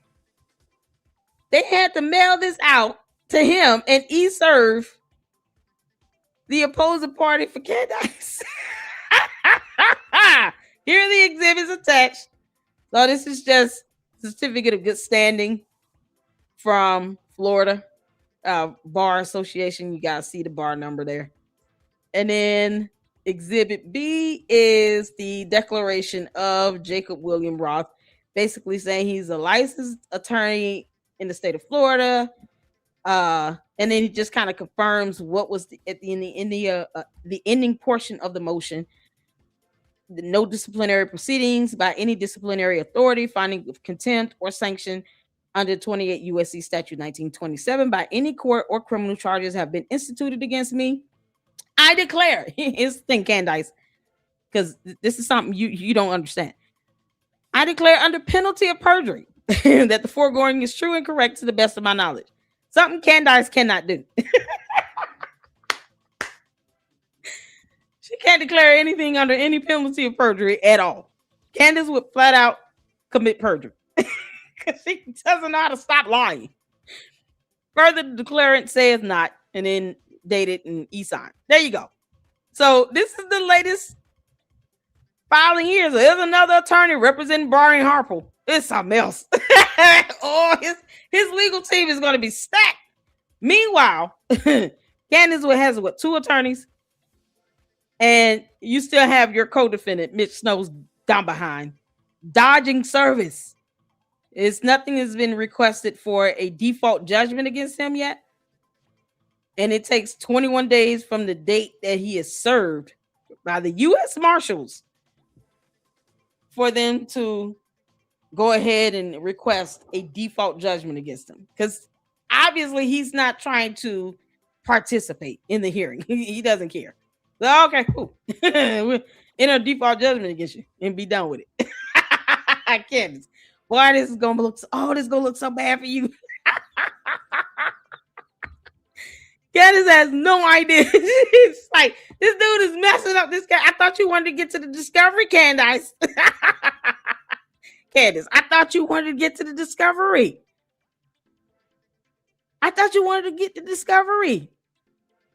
Artie? Oh, what's wrong with Artie? Artie Trolls, you okay, honey? Oh, poor baby. We were praying for him. He's all right. I have to leave him a comment over on X. Artie, we praying for you, honey. What's going on, Nikki for freedom? The U.S. Marshals are going to be serving Mitch Snow. You can't make this up. I'm looking for something to be entered by next week. If they do file a motion for default judgment against Mitch Snow, more than likely it will be filed next week. Hopefully we'll see the event docketed, the document docketed and the event updated to the case. And so that's what we're hoping for, because he already basically said on X he doesn't care. So he should have. What was all that air in your chest when you was over there on Candace's show lying, talking about you saw him and Erica Kirk? Erica Kirk needs to sue him. That's what I'm waiting on. I'm waiting on her to drop a lawsuit. Please stop sending Project Constitution cease and desist letters. He doesn't care. Porky Pig does not care. Oink, oink. So the only thing he understands is an actual lawsuit. And he does not have an attorney. And I can guarantee you, Erica Kirk, that when you sue him, he will leave you alone, because he's not going to want to go to court either, because they see how their cult leader is dodging court hearings on her motion to dismiss the lawsuit she claims she'll be able to defeat. Candace. No, you won't. Oh, man, this is priceless. Mitch Snow dodging service and Candace is delaying the lawsuit over here for the Macrons. Oh, because her little punk ass don't want to go to court. She does not want to go to court. Candace, you know, once they come in with that scientific evidence, you're done. I hope you know that. Go to court. The rescheduling is ridiculous. This is ridiculous. You're not taking this seriously, Candace. So, I mean, why get upset when we call you a clown? She's not taking any of this seriously. This is how Candace is. This is how she is when it comes down to a matter of court of law. She is a full coward. She's a coward. She's going to try to do the same thing in the Brian Harper lawsuit. Hopefully, Brian Harper's attorneys are like, we're not playing that. We see how you operating with the Macron lawsuit. You taking your time with that. You keep pushing stuff back, asking for extensions and rescheduling the hearing on motions. No, we're not doing that. We're not doing that. Hopefully they put their foot down and say, nope, this is a federal complaint. We're not in the mood. Deny it. Because we'll be at this all day. It's been over a year. And this girl has yet to go to court on her one motion. This is one motion, y'all. Motion to dismiss and strike the First Amendment complaint. look how long it's taken for her to actually go to court. You can't make this up, Candace. Just because you keep rescheduling it does not mean that it's going to time itself out with the courts. You understand it's foul. It's not going to time itself out. You pushing it back by a whole year does not time it out. The time does not run out. It's not a timely filing limit. They've already filed it. This is your motion to dismiss. You didn't have to file that crap. And I told you, you're not going to have it granted because you don't have a legal argument on that. They have jurisdiction. These business entities, these documents here. Candace, you already told on yourself. Courts up there in Delaware have jurisdiction because you told the court here in Tennessee that your Georgetown Inc. and Candace Owens LLC are registered in the state of Delaware. Y'all see that? Delaware is the state that is incorporated in. That right there gives the court in Delaware jurisdiction. You told on yourself. 10% or more is owned by Candace Owens Farmer. Because you just can't make this up. Yeah, you don't see George named in this as a co-defendant, do you? Candace. Even George Farmer knows to steer clear of a federal lawsuit. He's so stupid. All right, y'all, let's get back to this. I disclosed that she was lying about her purpose in going to Russia. And we found out what we thought was the answer, but I still feel like it was inadequate. Well, we found out that there were some other meetings she had that she did not disclose. People who are Westerners and very pro-Russia and moved to Russia. And they're part of Russia's public face to the West. And this group of people who are all associated with each other were pretty much with her from beginning to end. She was hosted by one of them in Moscow. And then as she's traveling around, I guess they were like a tour guide. They were with her, including in St. Petersburg. And by the way, this is relevant. The St. Petersburg event, because Putin is there, is the single most secure spot in Russia at that time and perhaps year-round that someone can get access to. Literally. If I said I need to have an in-person secure meeting in Russia, what can I go to that's not like a private government building, a government office? It'd be this event. That's where you would go. So she goes to this group of people, this interesting group of people that are with her from beginning to end. They go to even to St. Petersburg, which has all sorts of there's data points there, like I just said, extremely secure, connected to Russian intelligence, all of that. We know that the panel she spoke on there was for recruiting Western collaborators. And what's particularly interesting about this group of people is that, as far as I can tell, there aren't really any public indications of prior contact. So it's not visiting an old friend or family member. No reason to go to Russia to meet them. Don't even know how she knows them. And they even have a YouTube channel that they interview people on, but she's hanging out with them, but she doesn't appear on their channel, and they don't appear on hers. So why is she meeting with this group of people? How do they know each other? Well, they're associated with a company that's linked to a specific part of the Russian government. So if there's no reason to spend time with them for anything else, the only answer could be the company. That's what they do. That's what they specialize in. That's what they offer. Then what does that company do? And I'll get down to details. But we'll speak more broadly right now. So could that company have something to do with her lying about that trip and then lying about the lying and taking this weird trip just to speak for a few minutes on a panel in a war zone, bring her family?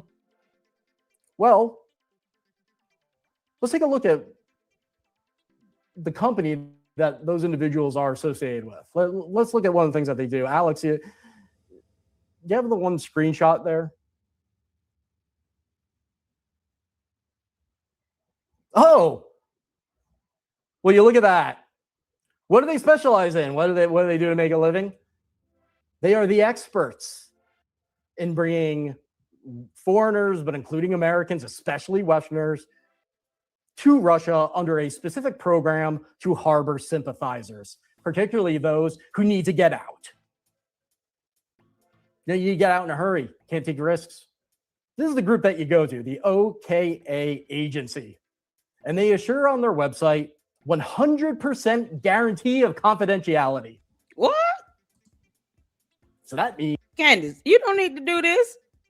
You can just go there and never come back. Bye. Doesn't George go fishing over there? He ain't got no fishing license. George, do you need a license to go fishing for mermaids, or how does that go?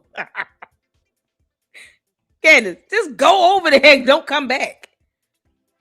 They specialize in giving people passports. Bye, Felicia.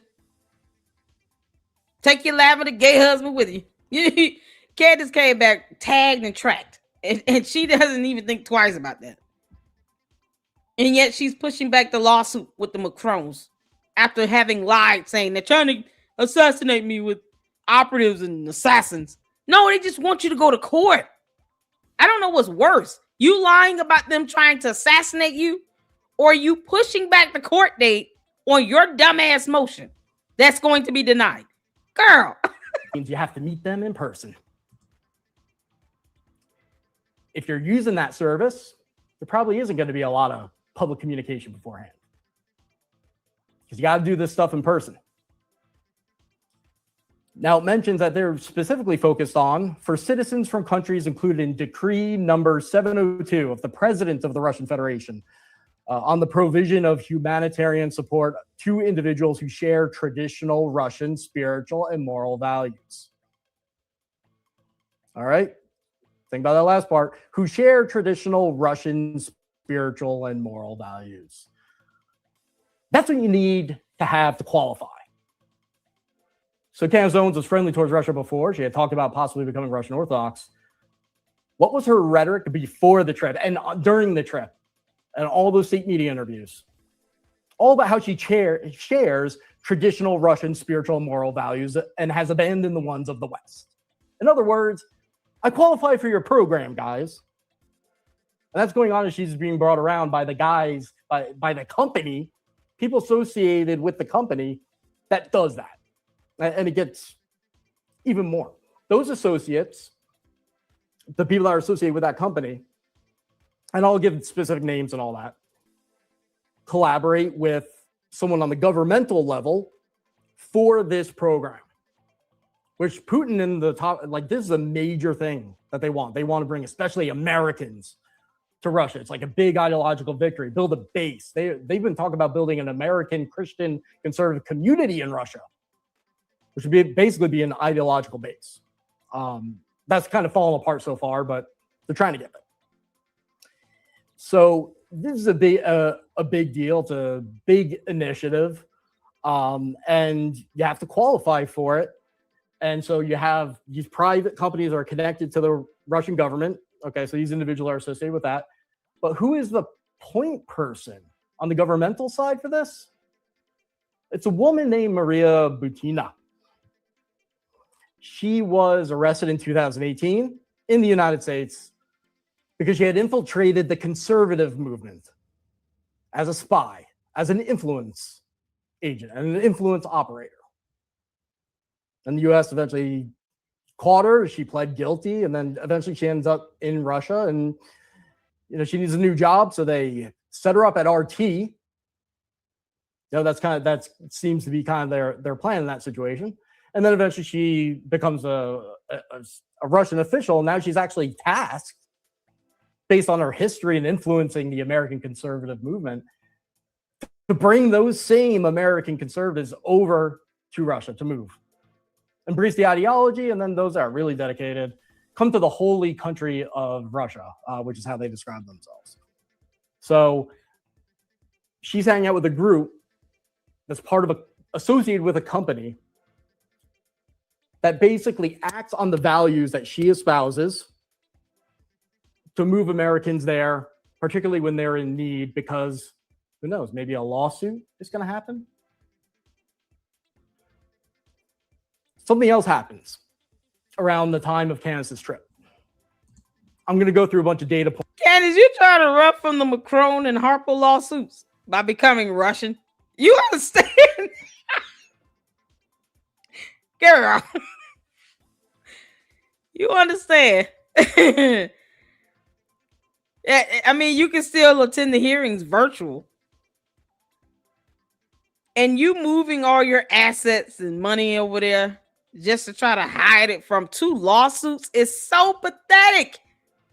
It's so pathetic. If that's what you're doing this for, Candace, you are weak as hell. You are a clown, little girl. You are pathetic. You don't need to do all of this. Listen, we will give you to them for free. You kidding me? It shouldn't even take that long. You want to go be Russian? Bye, Felicia. Girl, let me tell you something. The moment they piss Candace off and she tries to speak her mind, they're going to show you exactly what they mean over there when they say, we're not playing none of that BS with you. Go over there and think you're going to talk about, I want to exercise my First Amendment rights to the U.S. Constitution. This is not the U.S. This is Mother Russia. There's no First Amendment here. And this is going to be just like that. Y'all been brushing up on my skills. Ami does it better. Oh, Ami, mama love you. Ami does it better. But they don't care about our U.S. Constitution over there. You understand? They don't care about your First Amendment or free speech or anything. They will show you exactly how they feel about you when you are no longer valuable to them. Period. The end. Go over there and dare that you're going to sit here and dox them if you want to. I wish you would. Candace, I really wish you would try to dox Putin because he made you big mad. Go ahead and try that and see how they go. Yeah. Oh, man.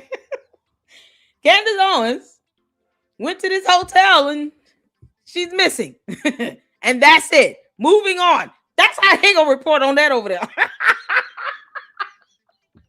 Candace, you go over there and they make you mad and you think you're gonna express your thoughts and opinions on them.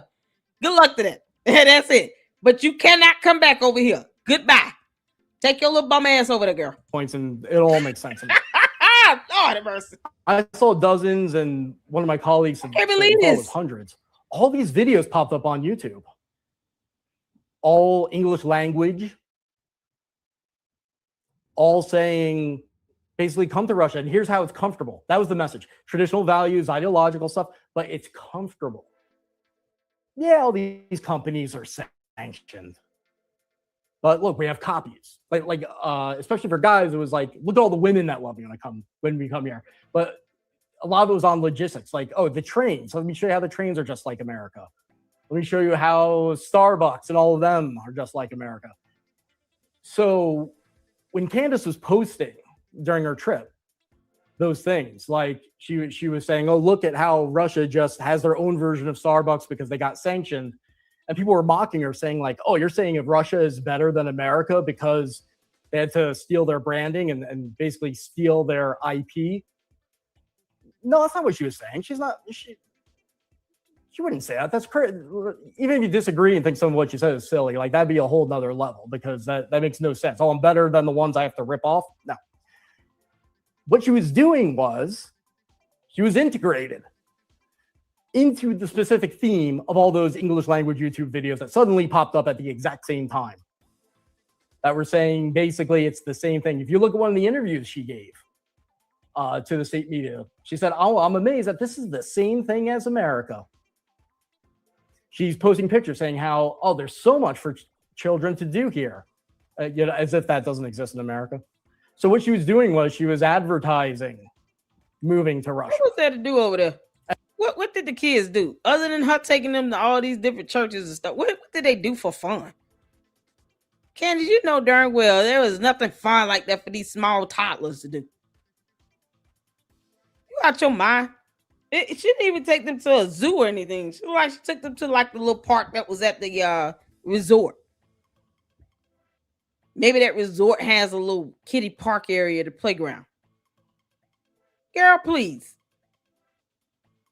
And you sit over here making like, it's so much for the kids to do. It's so much fun over here. She was responding to me on it because I say, well, you gonna take them over there and nothing. That's not the type of trip you take small kids on. That's not a family fun trip. It's not for those kids to do. And then that's when we pulled up the hotel. Y'all remember that? So she trying to send photos like, oh, it's so much for the kids to do. Girl, you's a lie. You still a liar, Candace. That was not something for the kid, like a playground. Girl, please. You took them to cathedrals and buildings. And then you sat at summits and forums and did interviews. What were they doing? The whole time you were out going on a media trail, what were the kids doing? Why would they be over there? It's a whole war going on, you moron. Yeah, no, it's so fun to go to a war-stricken area. Yeah, that's safe and fun. Candace, you're a bad parent. And also, I believe, this is my opinion, making it look as logical as she were to do so herself. You know, seeding. So it doesn't just happen one day and seem really bizarre. An anomaly, right? She never likes you to see an anomaly in her travel or what she's doing. She's always reactive, never proactive. So she's basically doing an advertisement for Americans to visit and move to Russia at the same time that these English language YouTube videos are popping up all over the place with the same exact message from different angles. But it's all about credit cards. She makes a post about credit cards. She was mocking somebody like, oh, you thought that because your American Express wouldn't work, that you'd have difficulty in Russia? No problem. Like, she's systematically, I don't know if the tour was arranged, if the messaging was given to her or what there or how that went. But I will tell you, the messaging aligned up, not with just the generic Russian messaging, but the specific messaging at that time with the objective of not just saying that Russia is this great Christian conservative place. And therefore, if you care about your traditional values, you almost are morally obligated to go there, right? You're serious about your faith, right? Oh, well, if you're serious, how come you're not going there? Look how great it is. But layered on top of that was, it's comfortable. It's not crazy to move here. Look, it won't be so bad. That's the subtle messaging there. So again, you have to put together these data points, and then you start seeing a much clearer picture. Now, let's talk about the people that she was associated with. We already talked about associated with Butina, the Russian spy that infiltrated the American conservative movement until she was arrested and kicked out. So it looks like she stayed with Joseph Schutzman. She talked about staying with a traditional Catholic family with 8 children. That matches him, except she said Iowa. He's Texan, so maybe someone different, similar family, or she was misdirecting. I don't know. He's the host of Russia Up Close. There was no interview. I mean, is that a little weird? Like, oh, I knew someone who was innocent. Like, oh, you have a YouTube channel. Thanks for hosting me. I'm not going to give you an interview.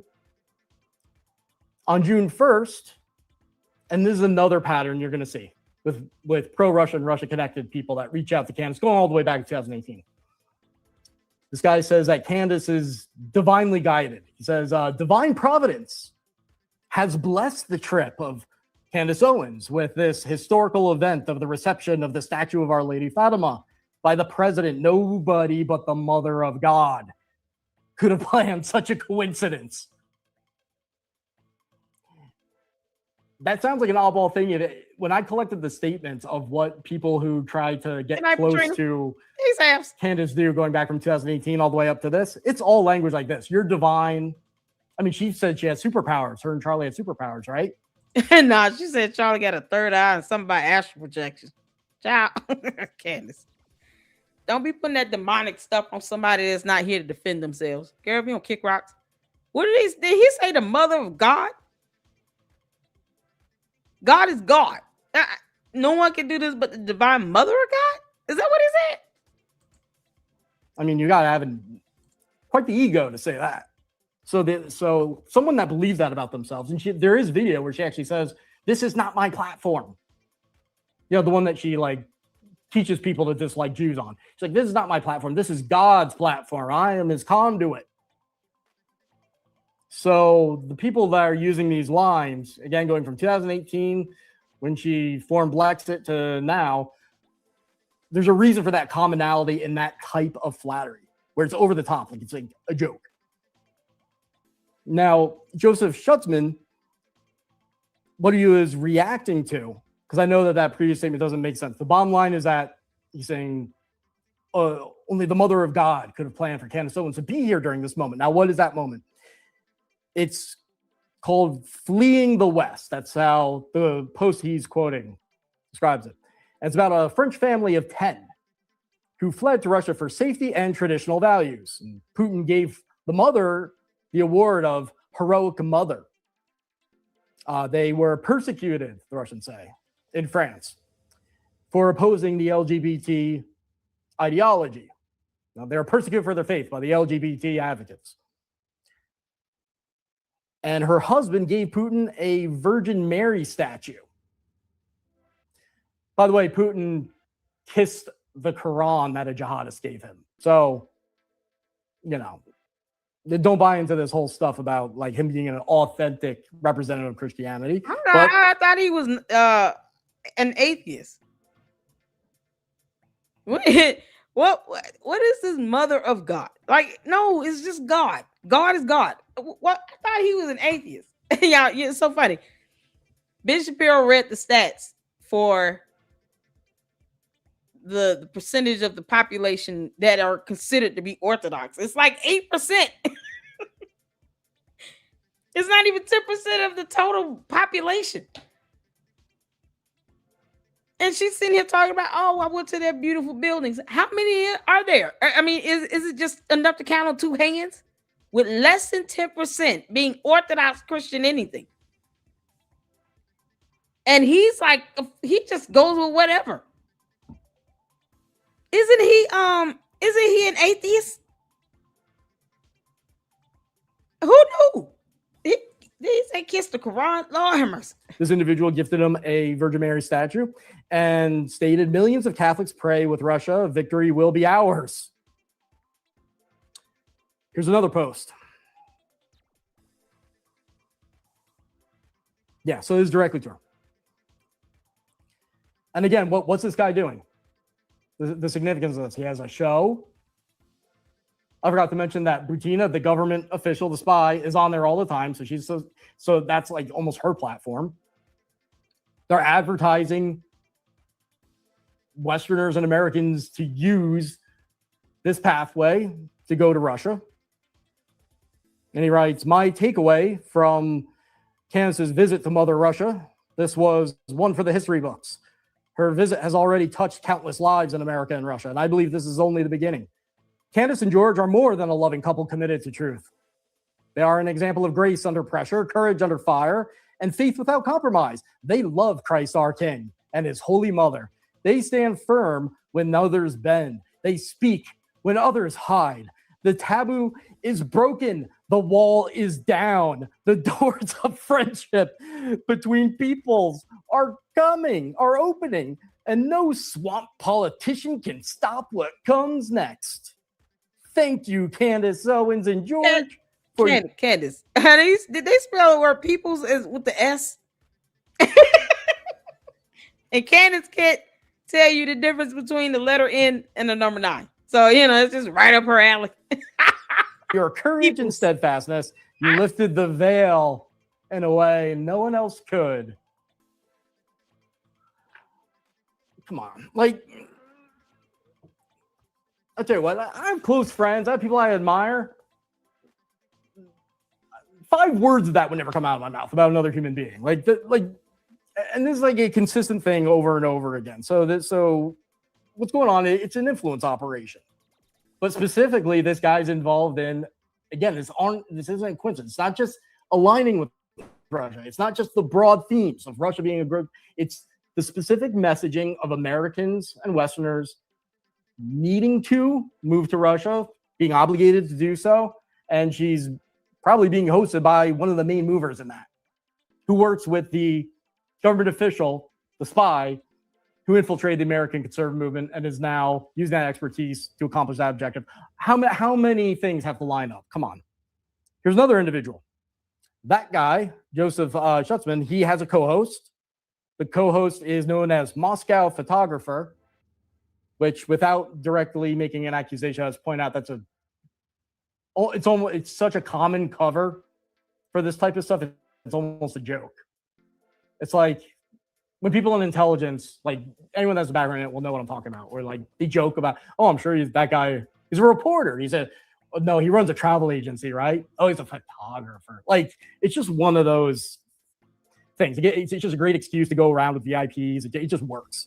And that guy's name is Eddie Gonzalez. I think he moved to Russia from Texas. I think that is, right? And so he has the show with Joseph Schutzman. That's the one that Butina constantly goes on. She's an influence operative. So put all that together. Candace's undisclosed meetings are with a company that handles all of that entire operation, and works with one of the foremost experts in infiltrating the American conservative movement. Here's another individual, Pietro Stramezzi. I know I'm like destroying these words. Pietro Stramezzi. He leads a group called Friends of Russia. He posted a picture with Candace on June 1st. And he says he's the one who hosted them, but I don't think he matched the profile of what she was describing. So the hosted might just meant like he had an event. Like he did have an event. I'm going to show you a video of it. So he heads, or at least recently headed the youth wing of an organization led by a guy named Lavarini. Lavarini is an associate of Dugin, involved with the Italians, like the Italians are on their side. And so the organization that he leads the youth wing of, that guy has ties to an interesting group called the Russian Imperial Movement. The Russian Imperial Movement, well, he's involved because, let me be specific, because I want to be clear. I'm not saying that the original Italian guy, Pietro Stramezzi, I'm not saying he's connected to the Russian Imperial Movement directly, but he led the youth wing of an organization led by a guy who is, like his boss was. And so who is Russian Imperial Movement? Well, they put together a coalition called the World National Conservative Movement Council. It was a network of European groups that are all pro-Russia. There was this big effort by the Russian Imperial Movement to try to unify European and North American like white supremacist groups, pro-Rush groups, fascist groups, all the radical ones. They're trying to form a common front. This was especially a thing around the time of the Charlottesville protest that was going on. So this guy, Pietro Stramezzi, posts a picture saying he hosted Candace Owens. Who is this guy? He leads the youth wing of an associate of the Russian Imperial Movement. So now that you know that, what is the Russian Imperial Movement? Why am I bringing that up? The Russian Imperial Movement was designated as a foreign terrorist organization under the first term of President Trump. In fact, it was a big deal because it was the first time that the U.S. had designated a foreign white supremacist group, especially one that's based out of Russia. It's connected to the Russian government. They trained terrorists that attacked Europe, but then did all this other subversive stuff. So let me be clear again. The person who says that he hosted Candace and posted a picture with her on the strip led the youth wing of an organization linked to the Russian Imperial Movement, a foreign terrorist organization. Some people will just say that's indirect and guilt by association. Other people will say it's a little bit too close for comfort. I'm going to let you decide. But I think that's a little bit of a headline, right? And that same individual who I just mentioned, the one who led the youth wing and is the one that hosted her, what's he known for? Like if you look through the Russian internet, what's his name most commonly associated with? Well, Alexander Dugin is one of them. The shared values visa. Now I keep going back to that policy. Relatively new policy that Russia says. So we're going to be the safe harbor for Westerners. This guy's associated with it. Another guy. So you have this is now the third guy involved in organizing her trip and where she was going, the host that's involved in this. Specifically, like there's an article that's basically, they call him like a representative actually for it, particularly for Italians because the guy's Russian and Italian. In August 2024, it's describing him as basically being a face for the shared values residency pathway. And basically you apply for this, you say, I'm being persecuted in the West because I'm a Christian or I'm a conservative.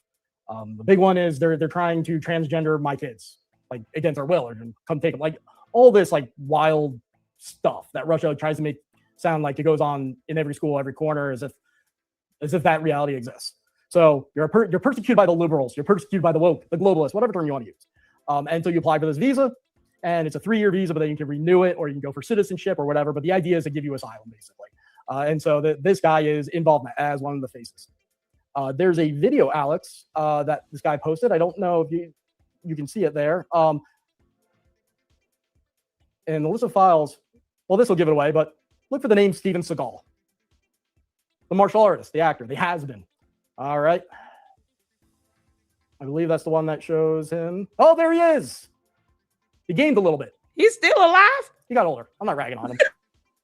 But he's a bastard, so I don't care that much. So he moved to Russia, probably maybe genuinely loved Putin, whatever. He became friends with Putin. Putin gives him this big award, grants him citizenship personally. Steven Seagal is like a big symbol of Americans moving to Russia because they have better opportunities in Russia and because America persecutes people. You know, and so what was his issue in America though? Like not paying taxes, financial. It was a financial necessity for him to go to Russia, and Russia was happy to give it to him. He screwed up a little bit, because he still left some of his assets in the hands of one of his managers, and that manager and the entity was still in the United States. And so a judge was able to say, "Oh, well, we're going to take that little piece that you left behind." But there she is. I'm sure that he will tell her, if you're looking to leave the United States, don't make the mistake I did. I mean, isn't that the perfect guy to have that conversation with? By the way, how come she didn't promote that she met him? Right? I mean, if you're with Steven Seagal, most people would like brag about that. It would fit her narrative. I don't know that I won't speculate why, but why did she not want her fan base to know that she was in the same room as Steven Seagal, who also spoke at the same event as her, by the way? Kind of interesting.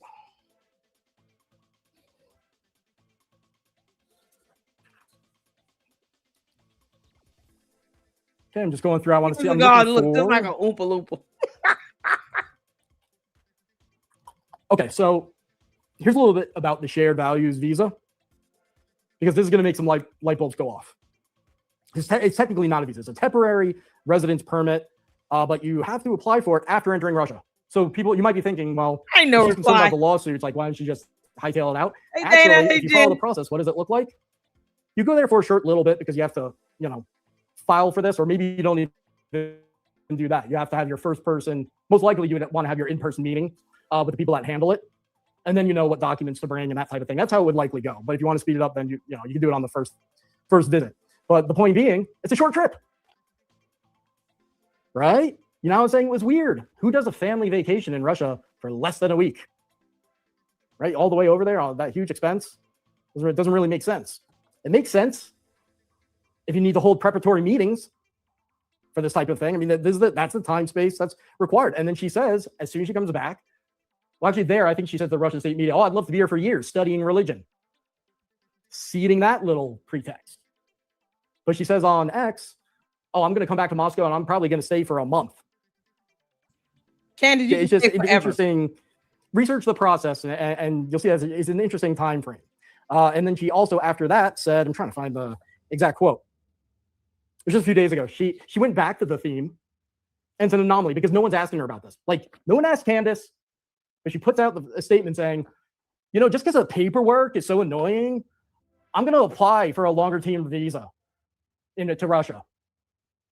Okay, what? Candace, go there and don't come back. Bye, Felicia. Why did she think Candace, we would rather you just take your dumb ass over there and stay there forever. Goodbye. You want to keep taking him over there as a war and all this crap? Girl, we don't. Bye, Felicia. You do know, though, we'll know if you're giving up state secrets or something. Because you're not that smart. So it's not hard to get information out of this moron when you are no longer useful to them. George, I'll tell you something right now. They ain't gonna like him too much when he's done fishing for mermaids. That dude she was taking that photo with, that's right up George's alley. I'm surprised George is not sitting there like, I want a photo next. Candace, you taking the photo with a dude that looks just like George. And he probably was like waiting in line. I got next. He could care less. He doesn't care about any of this. All because of what? Why did he fight for citizenship in the United States of America? Why would George Farmer want citizenship in the U.S. if they're going to turn around and just move to Russia forever? Make it make sense to me. How you doing, No Reply? How y'all doing? All those that came up in here, C-Star, all y'all that came up in here, shout out to all of y'all. What sense does it make? For George to lie, he get hit with DUIs, and then he goes through all of this to become a citizen of the United States. If you're going to go to Russia and live there forever, what was the purpose of that? George? Because you didn't have to become a U.S. citizen. I mean, you go fishing for mermaids in Russia, you might as well just stay your little ass over there. Y'all, this is something else. Dubai with Andrew Tate, like he's just all over the place.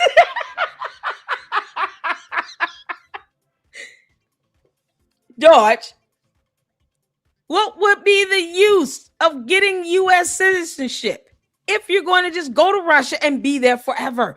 Don't come back, Candace. I already told you that, girl, bye. Bye, Felicia. If you want to go to Russia, go be Russian. She said this 6 months ago. You thought we didn't catch that over here, Candace? I told you, I see through you, you dumbass. I caught that 6 months ago. Candace would rather be Russian. I caught it to the point where I had to do a separate video on that because I couldn't believe it. I was like, girl, bye. Ain't nobody stopping you.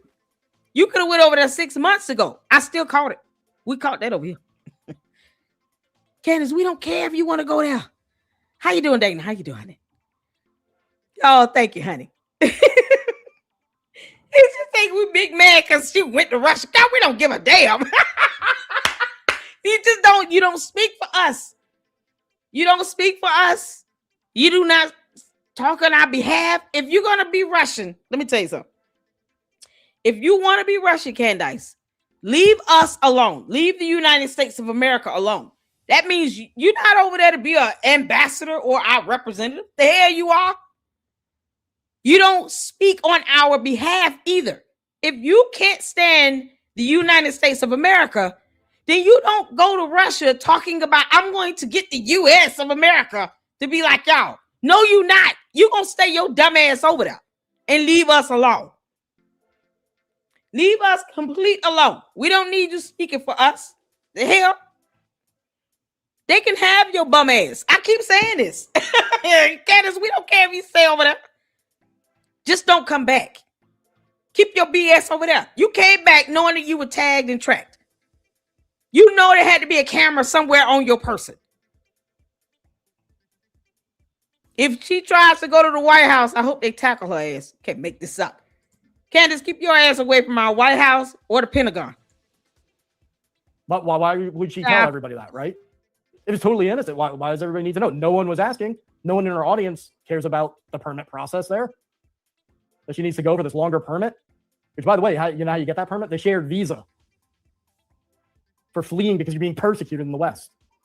That's one way you get in there because there's all these requirements to get the temporary visa, but you gotta learn the Russian language, Russian history, all this stuff that she doesn't qualify for. She qualifies for the shared values visa. So she's setting up, I believe, the only thing that matches.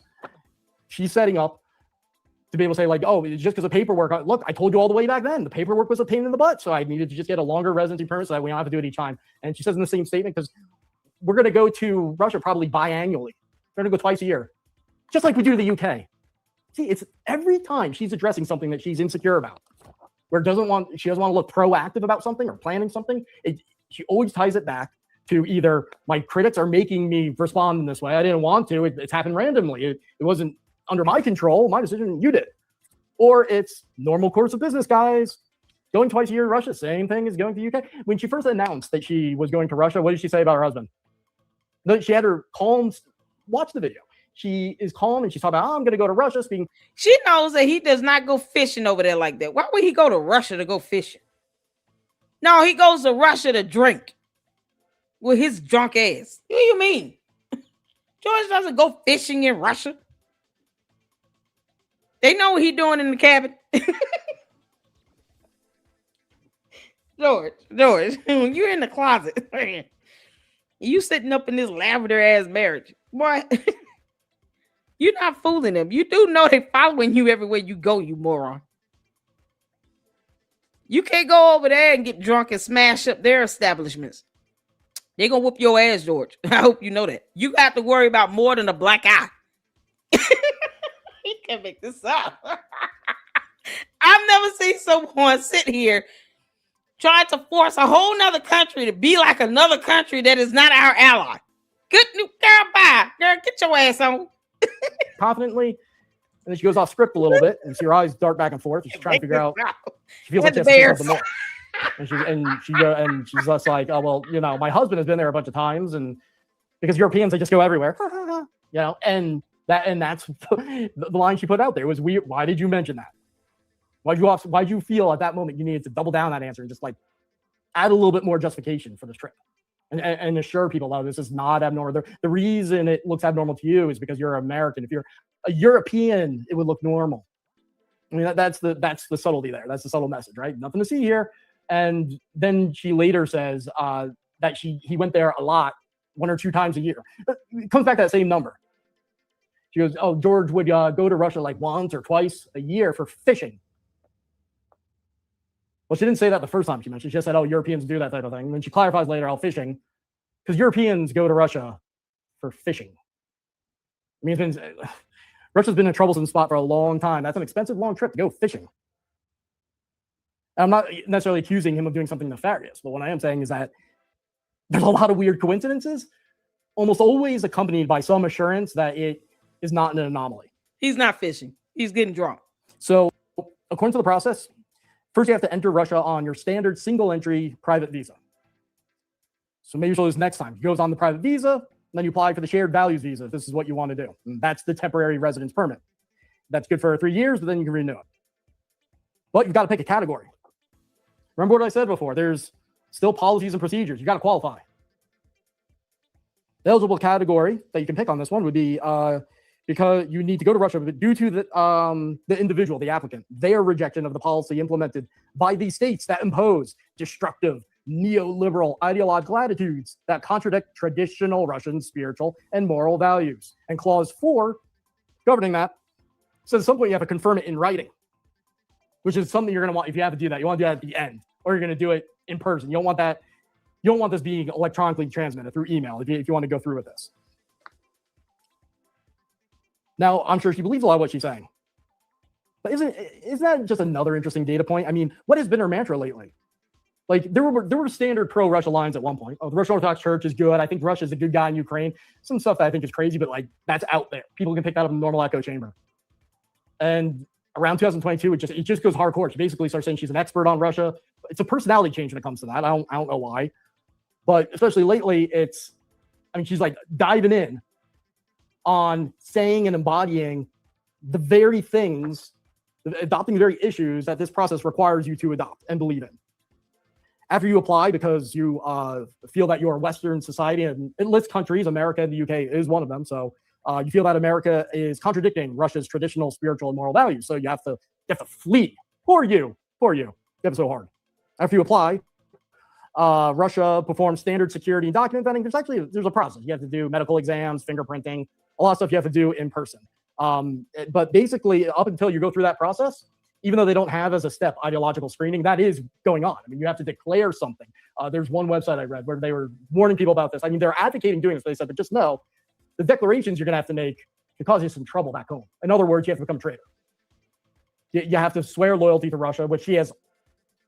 I'm tempted to say she's almost directly done it. If you look at some of the language, when she says that there's spiritually superior and she's a spiritual person, isn't that a declaration of loyalty? She says Russia's better in every way. We should be like Russia. I mean, it's pretty close to loyalty. She talked about, in one tweet, she was saying, oh, I can't wait to dispel all the lies about Russia. Everything, literally everything you've heard negative about Russia is wrong. All of it.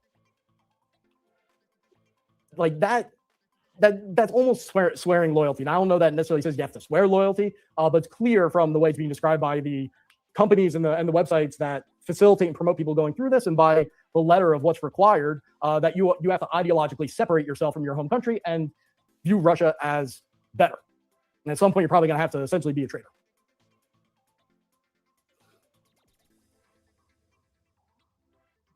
Okay, so there's one website, Rushable.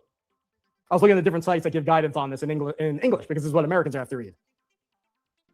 Applicants must declare disagreement with country's policy. So this is the one that is saying, be aware if you do this, you're going to have, it could cause some trouble back home. It warns that your financial assets might be frozen because of sanctions, and, transactions going to and from Russia are kind of frowned upon. You'll be received negatively in the West. People won't like you because you're going to have to basically betray. It doesn't say that, but it says your declaration is going to cause problems for you back home. But the intention, it emphasizes this. The exact phrase, long-term commitment. The permit that you're applying for, it explains, is temporary. But the intention is eventual long-term residence in Russia. So, and it actually says, here's a quote. Now, why am I going over this? Because I want to dispel the idea that going for that longer-term permit is like not a big deal. She does this. Oh, it didn't. That's nothing to do with treason. It has nothing to do with setting up shop in Russia to get away from the consequences of my crazy podcast and my crazy theories. No, it's just it's paperwork. It's annoying. That's her argument. But if you look at what the resources say about what this is, what the dangers are posed, and what you have to be doing, and what you have to intend to do, it tells a different story. And it says, this is a guy, quote, not a quick fix. This is not meant as a short-term escape valve, but for those genuinely planning a long-term move to Russia. And this happens under, I want to go through more lines so you know what the criteria are and you can match it up with the stuff that she was saying, especially in Russia.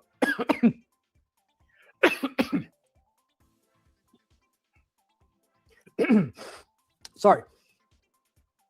You're going to see it's not her normal word language, right? Her normal word usage. Like the way it's described, the key words, it's like the key words that someone picks up when they're trying to fit in. They're just learning a topic. They learn the hot words that sound like intellectual to get in the in-group. It's just not her normal way of conversing, and you see her using those words and making those points, and then these are the words that show up in the criteria. She's auditioning.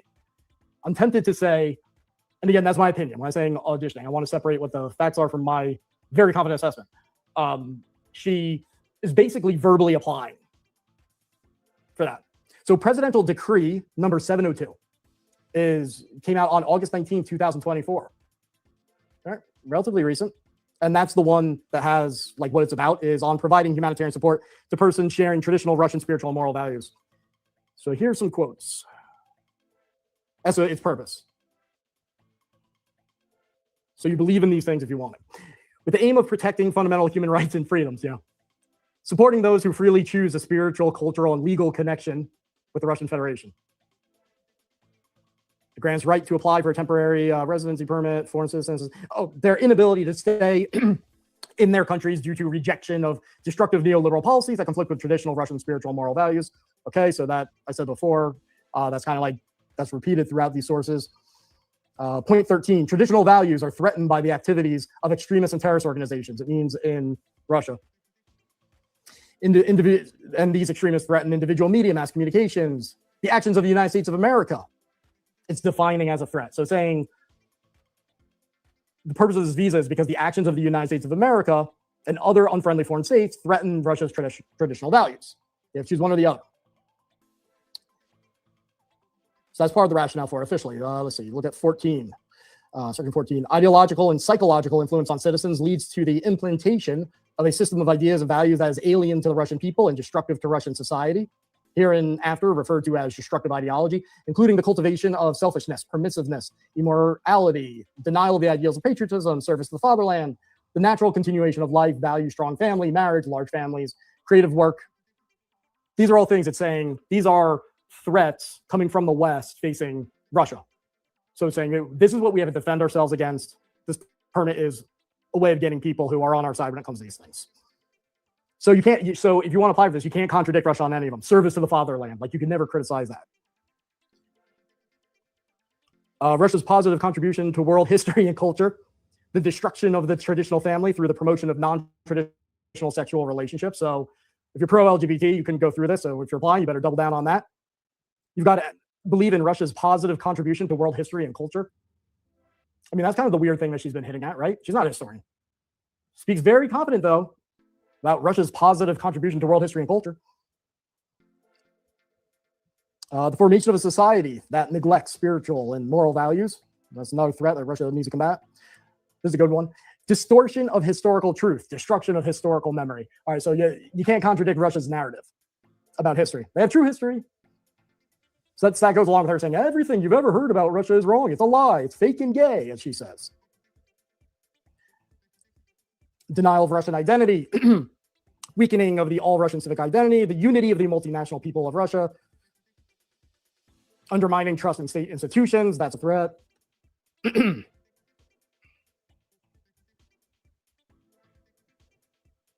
Reforms in the field of education and upbringing, culture, science, media, and mass communications should be carried out taking into account historical traditions and the experience accumulated by Russian society, subject to broad public discussions. Like, these are all, like, when she's praising everything about Russia, it's like she's checking all the boxes.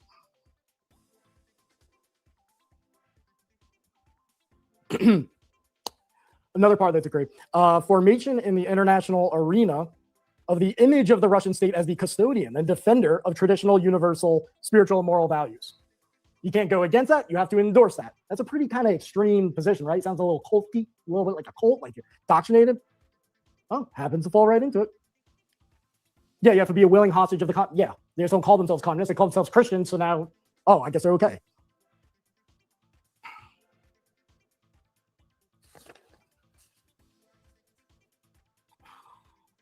Increasing the international prestige of the Russian Federation.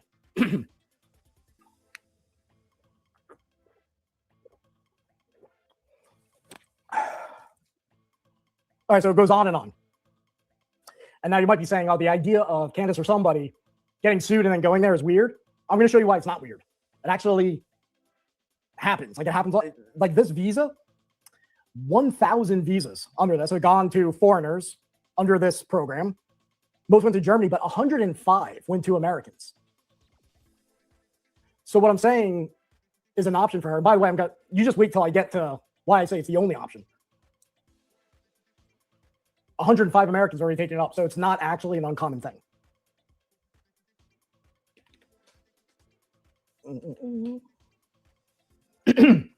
Oh, the OKA agency? That's the company I was referring to before that those guys are associated with. They promote it on their YouTube channel and all that. Part of their website says that they can help residency permit as well as temporary and speed up residency for specialized skills.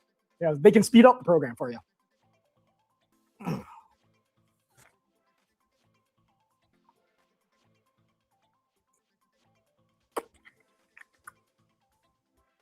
Oh, Rushable, one of the sites that's promoting this. This is going to get to the second part of what I think is happening. Really, really important. It says,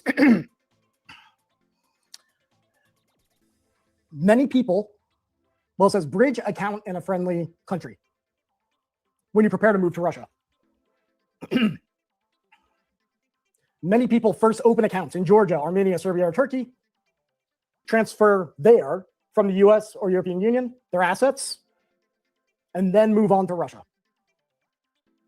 And it goes on to warn that that permit can take 4 months. It takes a long time to have savings. And this is what you got to do. You got to move it to another country. So if you want to do this, you've got to involve another country where your money can be held safely. Now, if you want to move to Russia, it's hard to get money in and out. That's a problem no matter what. So there's probably, if Candace or anyone wants to do this, one of the tells is that they're also going to be traveling to another country where their money can be safe. Well, Candace, I think it was when she came back, or maybe she made the announcement, she said, we're doing another family vacation in a month. I bet people have something to say about that. She didn't name the country. Why? She's acknowledging people are going to criticize it. Why? Maybe because a light bulb is going to go off. You combine that with a short trip to Russia, then you go to this other one, you put them together, and that's the best process for this type of thing. So what could that be? I'm going to get to it. I think it's Dubai. I don't know if that's the next country she goes to, but Dubai would be the best option. All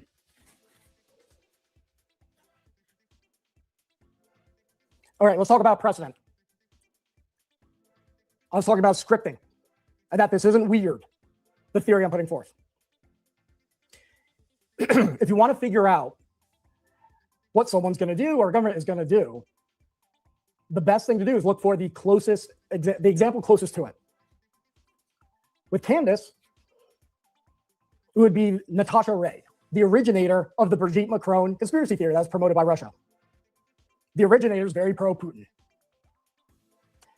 Just like Candace, Natasha Ray got sued. She lost. What was the next step? She filed for asylum in Russia. She ended up not going there because it got overturned, so I guess she wants to battle out in court later. But if Candace is looking at Alex Jones, she has to think that's likely me next. If she's looking at the originator of the Macron conspiracy theory that she adopted and expanded, it says, oh, they sued and they lost. Now the Macrons are suing me under the same basis in the United States through Delaware. That has to be on our mind constantly. And we know how Russia handles it, how they handle it with the originator.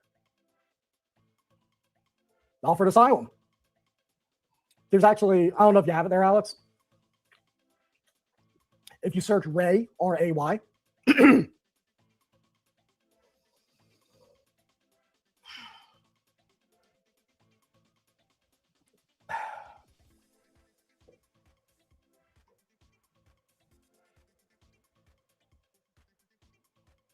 all right, don't worry about it. Oh, wait, yeah. Zoom in on the left part. Maybe I can read it. Look at the language she uses to go, when she thinks she has to hightail it to Russia because she's getting sued by the Macrons the same way Candace is getting sued. Oh, Russia is better than France for all these reasons. France persecutes free speech. Russia defends traditional and Christian values. They think Russia does not persecute for free speech? Didn't they have one of their journalists locked up forever? And what happened with him? Candace. I want you to go over there. I want you to stay over there forever. Do not come back over here crying when they realize that you really are an idiot and you are of no value to them at all. You understand? They would rather you just give them information about the U.S.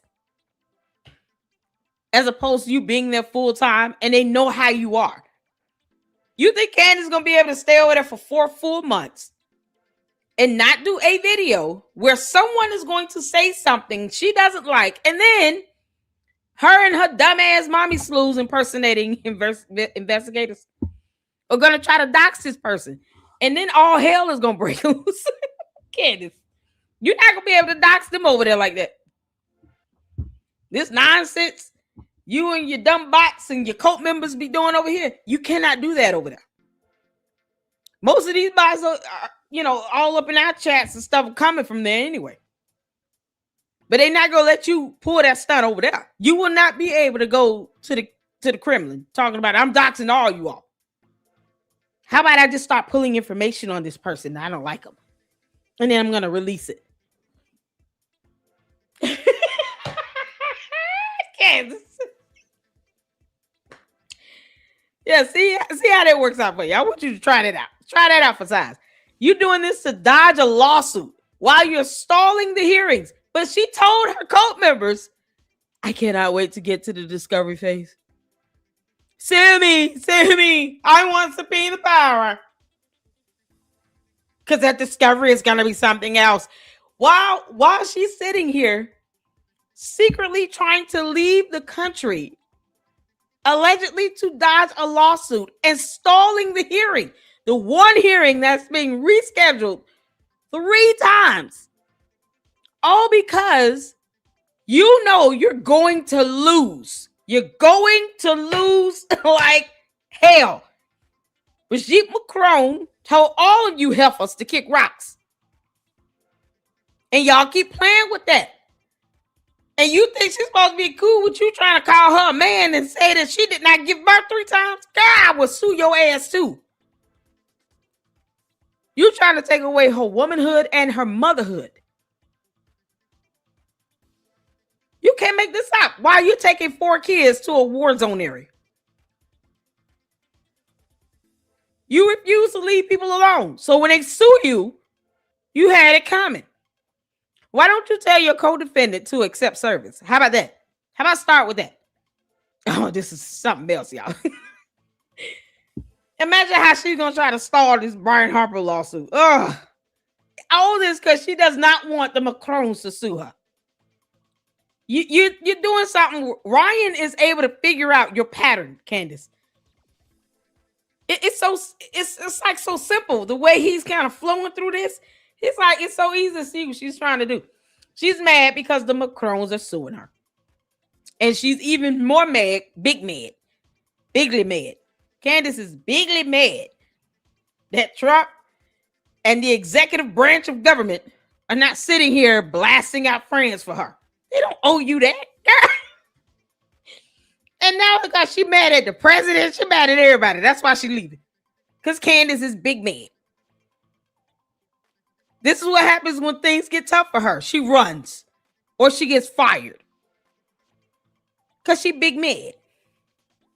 So that $214 million of assets that, Wikipedia said George has, what do y'all plan on doing with it? Because that means you should not be taking money from Russia either. They had to be paying her something to come over there. At the very least, she got a free trip. You actually lived in a house with 8 other people. Gary, you don't... Candace barely deal with her own kids. You think she's going to deal with 8 other small children? It's our inherent domain. All Russia's this a victim of disinformation. Look, it's all the same script. Big man. So you would think that these are separate data points, right? But no, if you look at all of this as an influence operation, you put those data points together, this is a process. The person that she's most likely to copy is going to be the person whose life is most like hers, who's getting sued in the same way for the same thing. So she has to be aware that that's what that person had to do. They almost had to flee to Russia and they had to say these things. And then it just so happens that she takes a hidden secretive trip to Russia that she lies about to go to the most secure event possible. And she's with associates of a company that specializes in bringing Americans over there to move there. I mean, to do that exact thing. I mean, come on, add all this up. And again, the Brian Hartpole lawsuit was April 30th. 5 days later, she's already setting the pretense. Hey, I got to go to St. Petersburg. Nothing to see here. Always just been interested. We peeped her 6 months ago. She said she's also said that I guess she had some legal dispute with the Daily Wire. So she's been saying that Ben Shapiro's threatening to bankrupt her. So that's really on her mind. She's talking about Brian Hartpole. She has the Macrons. She claims she has Ben Shapiro and Daily Wire after her. And then what about the big one? What if Erica Kirk and Turning Point go after her? To file a lawsuit. If that happens, she has to think long and hard about, I'm likely going to lose and have everything taken from me. And then she's going to think, well, I have this option. I prepared it. My audience will feel sympathetic to me for doing it. They feel I'm a victim. Who can blame her? She had to save the future of her kids. I mean, it's logical, right? You love your kids. You're going to, like, what other options does she have? So if she loses these lawsuits, she needs 2 things. First, she needs a country to go to that she's comfortable in that will not cooperate with the US and European courts. Most countries have agreements with the US. The laws relating to offshore accounts have been improved. But that wouldn't even solve then your personal accounts, like you do have to have a bank. Candace, you're going to have to give Russia something in exchange for them hiding all your money. All this money you made from lying like hell on people for no reason. That will not be free for you. There is some price you're going to have to pay. Now, hopefully that price is very great for you. It's one you cannot come back from. Just as a heads up, there's a price you will have to pay. Because didn't they just pass something where they're taking money and consolidating it into their government? I mean, aren't they communists? Candace, they don't let people just sit over there and just be rich like that. Like the government will take your money if they need it. Over there, they'll take all your money. Didn't they just pass a bill or something over there? Where they consolidate money out from like the wealthy people and all that? Is it just me? This is crazy. We saw 6 months ago when Candace said, I would rather be Russian, than I said, bye, Felicia. Candace, you ain't fool us over here, girl. You can't make this up. And she wants to be on the payroll for TPUSA. Nikki, can you believe it? She said, I wish TPUSA would do the right thing and just give me a monthly retainer. Hell no. What? You know, Erica Kirk had to be watching that video, like, what's she just like? Oh, mama.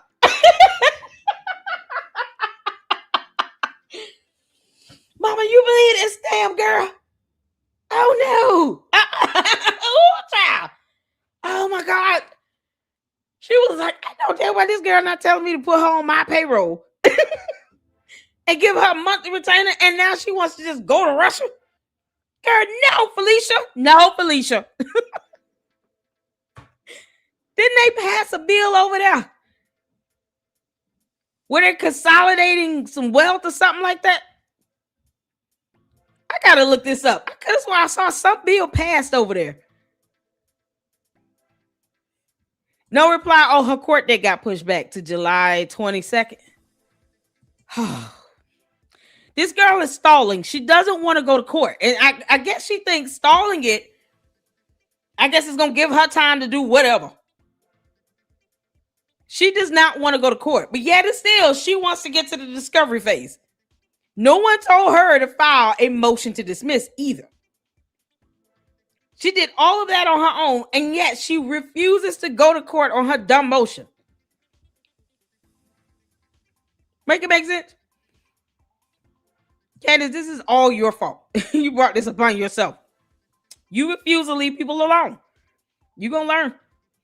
They don't play that over there in Russia. You think you got free speech over there? You don't. They'll be practically daring you to say that you're going to dox somebody. They dare you. Because that's all you do. You and your weird ass fake mommy sleuth CIA investigators impersonating federal investigators and committing felonies. All you all do is commit cyber crimes. They don't play that over there in Russia. You're not going to be able to cyber dox them because you don't like something that they're saying about you. They will shut you and your mommy sleuths down. They'll figure out your IP addresses and find out where the hell all of them at. Y'all can't just take your behind over there where you think you got free speech. Go ahead, girl. You look at the list of places you can go. Not going to go to North Korea. Not going to go to Iran. You can't go anywhere in Europe, basically, because the European Union agreements. Even countries that don't have full agreements have partial agreements. You can't gamble with that. She likes Russia, and it's the only option. Those things all line up. And it's the option that the closest, nearest example was almost exercised. And by the way, Russian oligarchs who know how to shift money in and out and this whole thing, I mean, they're all over that event she was at. I don't know if she met with them, but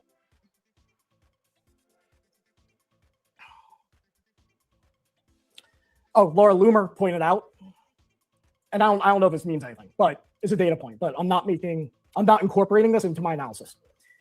That recently on one of her LLCs, she changed the officers.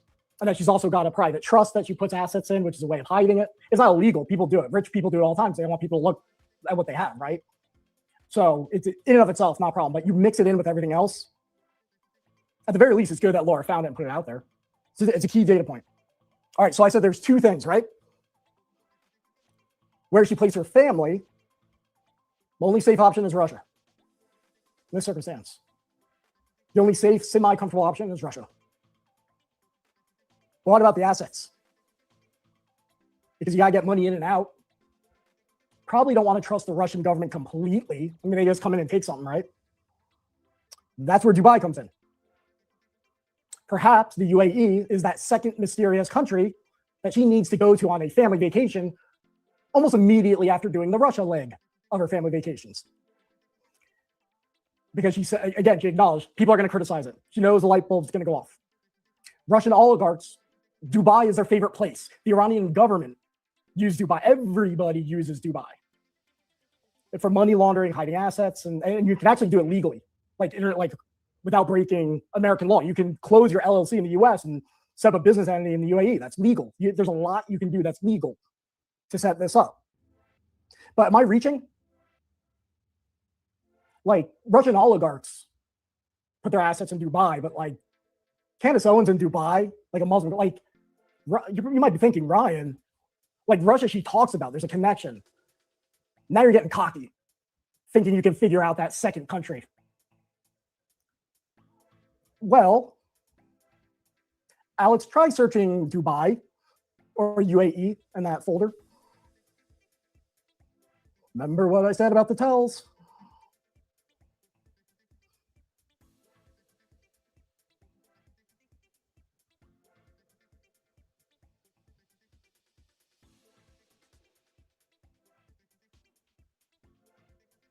Just wait. It's going to be worth it. No, it's going to give it away. Different one. All right. There's a tweet. This is so interesting. August 2024. Would you say Candace Owens is like a big foreign policy buff? Like, would she care about relations between the UAE and France? You know, does she read newspapers about the relationship between the UAE and France? Is she passionate enough to post about the relationship between the UAE and France? I mean, probably not, right? She posts a link about how the UAE has completely frozen buying 80 jets from France because they're mad that Telegram's leader, who's Russia linked, by the way, got arrested there. Now, if you agree with UAE doing that, let's just say you're passionate. You might say, good job, UAE. Like, there's a million ways you can express agreement. What does she say? August 27, 2024. Wow, might be time to move to Dubai. That's a little bit of a tell, right? Like, who reads something like that and says, oh, might be time to move there. Why? Why? Oh, because they canceled a contract with France for jets. They arrested a guy with an encrypted messaging app, and I don't like that. Might be time to move there. No, it's on her mind for some reason. February 2025, a little bit of a tell. She responds to someone saying, talking about traveling in the Middle East. Where can Christian women go that's safe? She answers Jordan and UAE. Why is UAE on her mind with that? Why did she feel compelled to spend her time responding? Because she actually doesn't tweet a lot compared to other people. So it's telling when certain things say, oh, I need to address that. Yeah, there you go. See, it's an innocent comment that isn't interesting if you line up all these things. And that's why I had to do this long podcast. Now, here's the kicker. If she wants to shift her assets, she needs someone she can trust, right? I mean, that's kind of, you need someone you can really trust. Who can you trust to help you shift your assets? I mean, you need someone who's done that a lot, who's succeeded, who's willing to take that risk. I mean, what are the odds that she knows somebody? Well, look for the screenshot. I think you know what I'm talking about. There you go. Andrew and Tristan Tate happens to arrive in Russia, and specifically the part of Russia Candace at St. Petersburg at the same time on her short little trip. There's no pictures indicating that they hung out, but the Tate brothers are longtime friends of George Farmer, going way back. Weirdly, they never explained why that friendship began, why it lasted so long, what it's based on. But we know they're friends. We know that Candace did a show interviewing Andrew Tate, defending his innocence, despite all his financial crimes, sexual crimes he's accused of. And I might have forgotten to give the video. Yeah, I got to show y'all this. Candace. Candace. Oh, you dumbass. Y'all, I told y'all. Putin is trying to tax the rich to close Russia's budget gap. You know, to pay for the war. Putin says tax hike or wealthy possible. Finance ministry unveils measure to ensure reserve replenishment. Ministry says the measure will boost resilience to sanctions. Draft budget to be submitted to Parliament on September 29th. Candace. Girl, this was September last year. Go ahead, take all your money over there. Go on, girl. Because either way, you're going to lose it. Listen, God know how to show you who's God and get your attention. So whether you lose this money in judgments from lawsuits, or you put it over there and then they take it to help fund their war, you still gonna be broke as hell, heifer. Candace, do you know that the Kremlin has more power now? You go over there and you tell them that you're gonna sit here and try to dox them if you want to. They're gonna whoop your ass. Now take your money over there, Candace. Take all your money over there so they can take it and use it to fund their war. Go ahead. Listen, they don't care how you feel over there. They say, hey, you have 50 million. We want it all. You support Mother of Russia now. We will take it from your bank accounts. We know exactly where you're hiding them. Good day. And they're going to hang up, and that's it. They're not going to ask you how you feel. Oh, you trying to buy a house or something like that? They don't give a damn. What you mean? She thinks she's going to hide money over there, Candace. You're not hiding anything over there. You're not hiding anything over there. What lawyer it is? It was the lawyer, Catherine. She still has the same 2 or 3 main attorneys. But her court date for the Macron lawsuit has been pushed back to July 27th because she keeps stalling on this. Candace, if you think going to Russia is going to help you financially, hide money from a lawsuit from the Macrons that you deserve and you're going to lose. They're going to take it and use it for the benefit of their country. You can't say no. You can't say, I just got here. Y'all already taking $50 billion from me? Girl. Oh, they're going to take all your money. Go on, Candace. Go on, bye. This is what, now y'all see why I keep saying let her go. Let that girl go. Candace, go on, take your dumb ass over there to Russia. Come on. You're not that smart. Remember, you don't know the difference between the letter N and the number 9. Take your behind over there. And then when they call you and say, we freeze bank account, we need the money, the money in your account.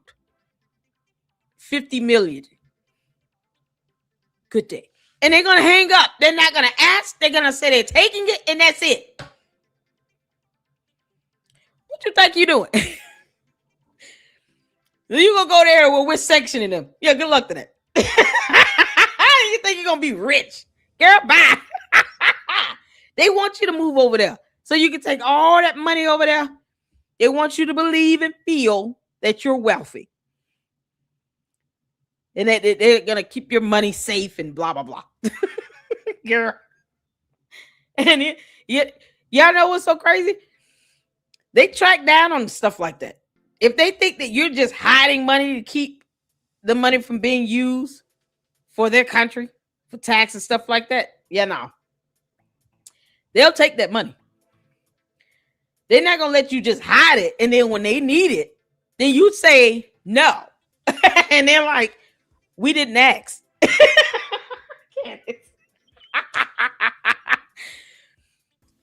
Oh, man. Oh, yeah.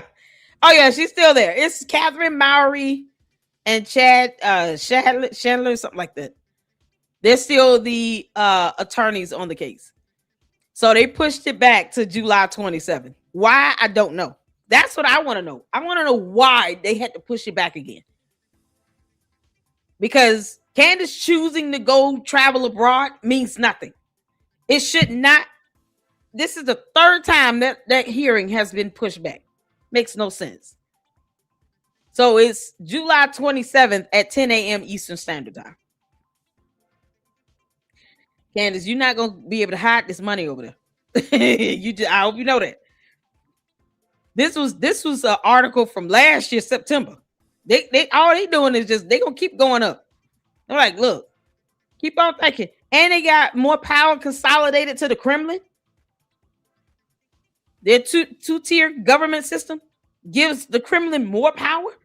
All they got to do is say, we need to tax the wealthy again and then they're just gonna do it. And Candace, nothing you say or do about that will be able to stop them from taking your money, and you trying to hide it somewhere else. All you're gonna do is tell on yourself and piss them off at the same time. So good luck to you. Like I said, let Candace go. She can stay her ass over there and never come back. It will not bother me. Because she's going to get over there and find out the hard way. This is going to be her ultimate FAFO moment. Moving over to Russia full time and then thinking that they're just going to somehow bend to her will. No, they're not. They're going to be like, you no longer live in the United States. There's no First Amendment here. Yeah, I think you're going to have some free speech. Yeah. Candace, you're so dumb. They're probably just laughing at your goofy ass. This is so crazy. They will tax their wealthy in a hot minute. And they will take your money. And you got the audacity to think that you are smart enough to speak at an economic forum? Okay, go ahead, Candace. Please go to Russia and don't come back. Bye. One of the things that they're very open Oh my about God. is that they know how to hide assets. And where do they do it? Dubai. What's one of their main bases of operation? Dubai. When they landed in Moscow and they went to St. Petersburg, where did they come from? Dubai.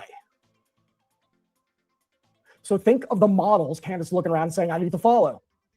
The other lady gets sued by the Macrons for the same thing. She lost. What they do? She prepared for political asylum in Russia and did these things to get there, to open up that option. You better believe she's thinking about doing the same thing. Friend Andrew Tate. He constantly moving around, has to hide assets.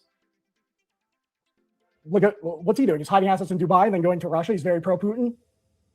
In this case, he's like on a propaganda tour. So something new is happening there. So my theory is based on the precedent set by the people around her. And the fact that her behavioral patterns line right up and the logic lines right up. I spent a lot of time trying to figure out our options. I consistently came up with this option. This is the only option. It's Russia and Dubai. Andrew Tate says, Dubai is the best country in the world to buy property.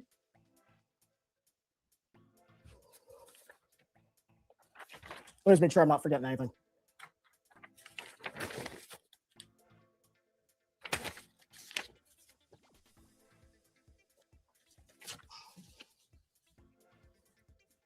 All right, so to summarize, as we close out, I mentioned early on that I did that synthesis of the signs of an influence operation and the phases, what goes on.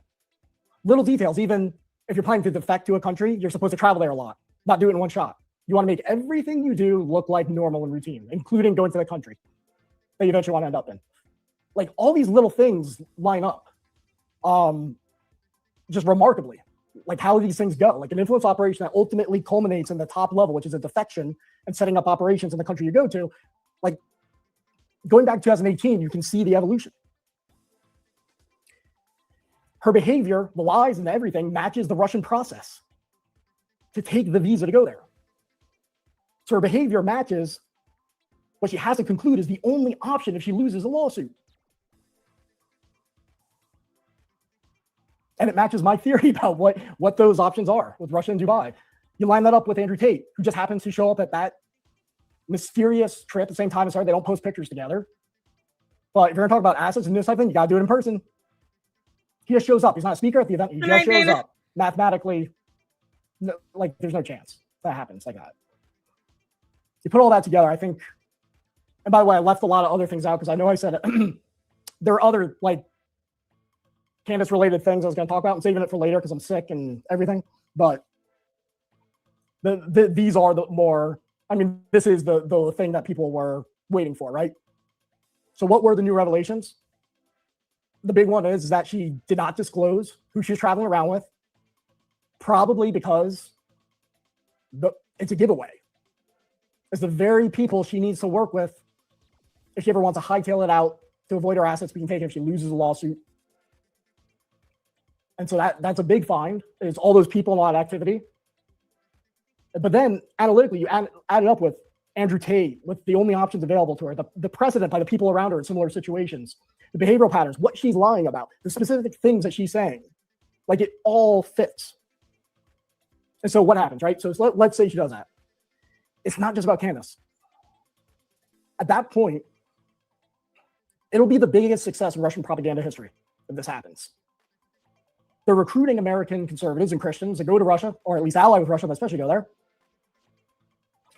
basically to form an ideological base for Tsarist Christianity to do a crusade, to preach against pro-Western Christianity. Just the other day, I saw Candace said Judeo-Christian, whatever the hell that means. She sees a civil war within Christianity and Russia on the right side. So she's a person of faith, and like she has to go there, right? She has to work for them, according to her view. If you know who Tokyo Rose is during World War II, Japan had an American-speaking female speaker doing propaganda to mess with American troops. That's a big deal. This is bigger.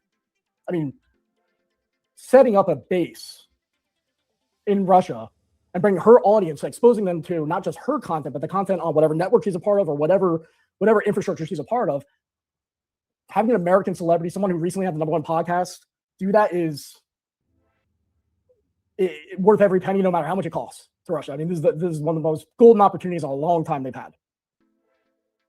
So from a national security perspective, I'm hoping to stop it. What am I hoping happens? I'm hoping that a judge hears about this and says, based on people she's meeting, which are facts, the things that she's saying, which are facts, that line up with the rhetorical process to qualify.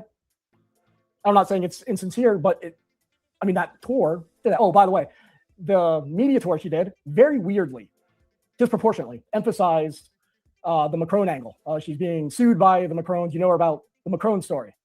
Now, Russia's influence operations are obsessed with Macron, but it's kind of an old story, right? Like, of all the things to talk about, all the issues she talks about, why Macron? It's a script. They're introducing Candace into the network, but they want, every time you think of Candace, you think of Macron. Why? Because then you think, oh, she's being persecuted, she's being sued. It's laying the groundwork. Like, of course, that's absolutely what you do. So if Candace and others, even the Tate brothers, like whatever, they move to Russia and they operate out of Dubai, it doesn't just end there. It kicks off an ideological assault that's going on right now, but on a much bigger level. And what do I think Candace sees in her mind? I'll close with this. What moment really made Candace resentful towards Erica Kirk?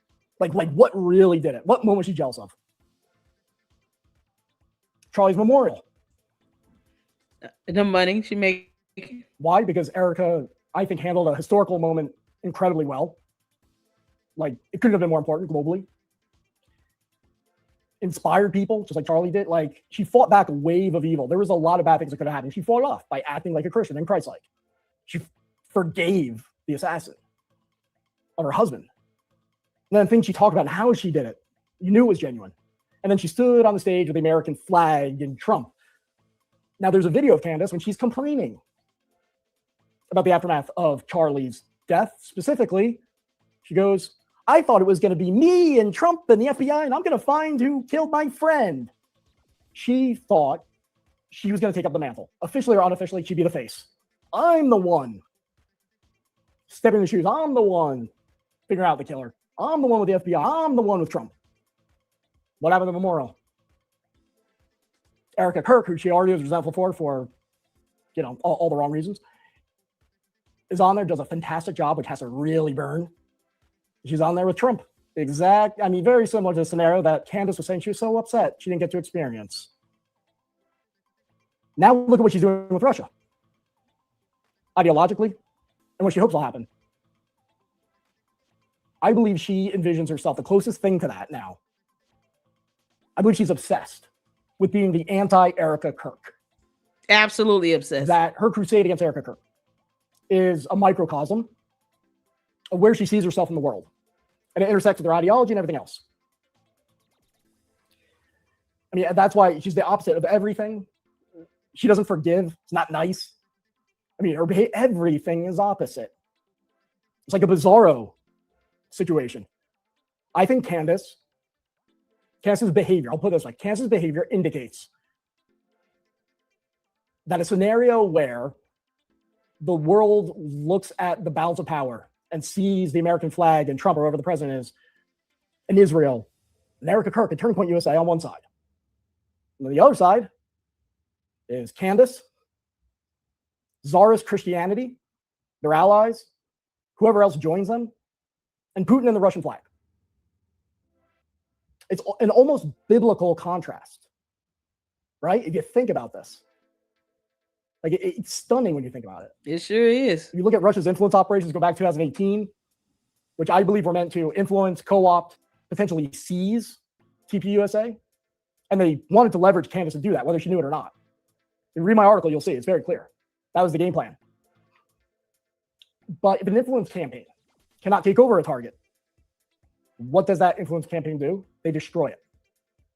Hey, Stacey. They damage it. They weaken it. Try to make it irrelevant. I mean, look at how that story lines up. I mean, it's just astonishing. And so then you have that going on, and then you have Charlie, what happened to him. Then you have the memorial where you have one of the most powerful displays of positivity and strength and the example of Christ, in my opinion, that I've ever seen. And people are going to church. Wonderful, good things are happening. And the momentum was building and building. And it got diverted. It didn't get debunked, pushed back. But what did people start talking about? Why did those headlines go away?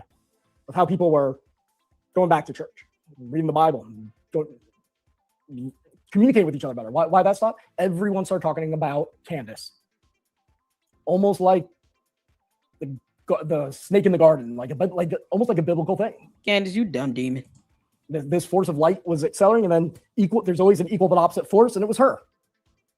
And her hatred, jealousy of America, and the war on Turning Point escalated. And now her identity is wrapped around two things. Number one, it's survival for her and her family. Okay. Financially and all that, but it's wrapped up with being the anti-Erica Kirk. And that's not just politically, it's religiously, it's in terms of behavior, how you deal with people, just everything is opposite. So if that's her driving impulse, then yes, all these other things I said matter as rationales. That alone could lead someone like Candace Owens to go down the path that I believe she's preparing the option for. I believe all the indications are that's what she's looking to do.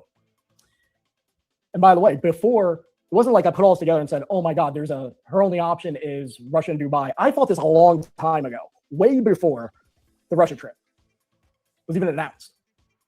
I didn't say it publicly because there weren't enough indications. There wasn't enough lining up for me to say there's so many anomalies pointing in that direction for me to feel confident in saying anything. But then she did the trip to Russia and she did a million things that can only be explained by exercising the option that I long believed is the only option for her. So that's what I had to release. I'm glad that I got through the whole podcast without throwing up. I hope you guys feel like it was impressive enough that it measured up to your expectations. I know that wasn't a 6. I didn't get to do it the way I wanted to.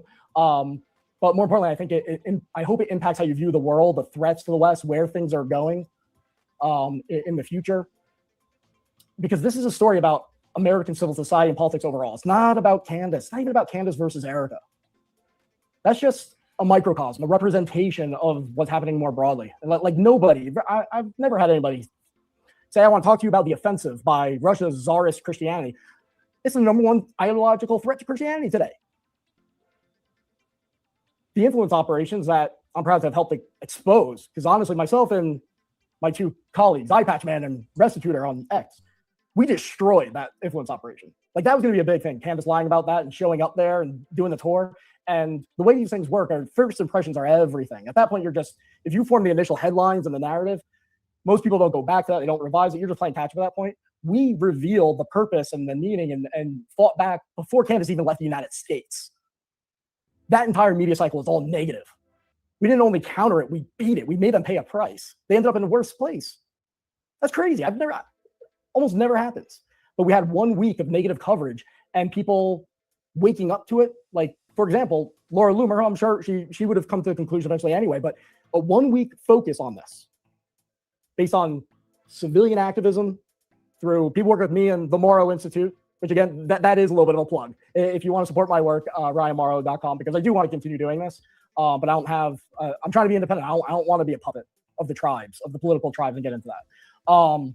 But that's really the story here. It's the assault on civil society, the assault on Christianity, all the stuff that, you don't really know about. And this is what's coming around the corner. Broadly, with Candace specifically, like I can see the picture forming, and exposing influence ops like we did over a 1 week period. I mean, dominating X for a week, like, if you told me that would never happen in my life, I'd believe it. It was a turning point. And Laura Loomer, again, who is smart enough, she would have realized what was going on her own.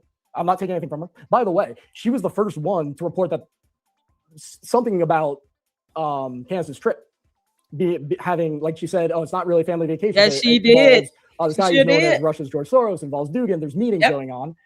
So my hat's off to her for her sources nailed that. And then we discovered what that was and the broader implications.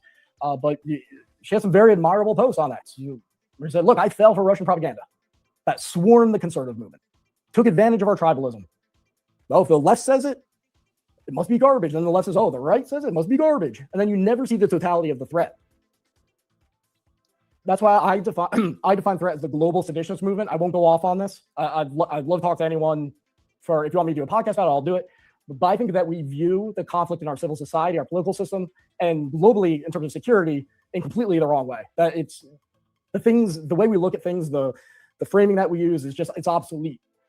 And I think some people are waking up to that now because we smashed that Russian influence operation by discovering it, disclosing it, telling the truth about it, and drowning it throughout the entire week. It just, anytime it popped up, it was the top issue on X, was always a negative headline about it. So these type of things can be beaten back you don't have to rely on the government.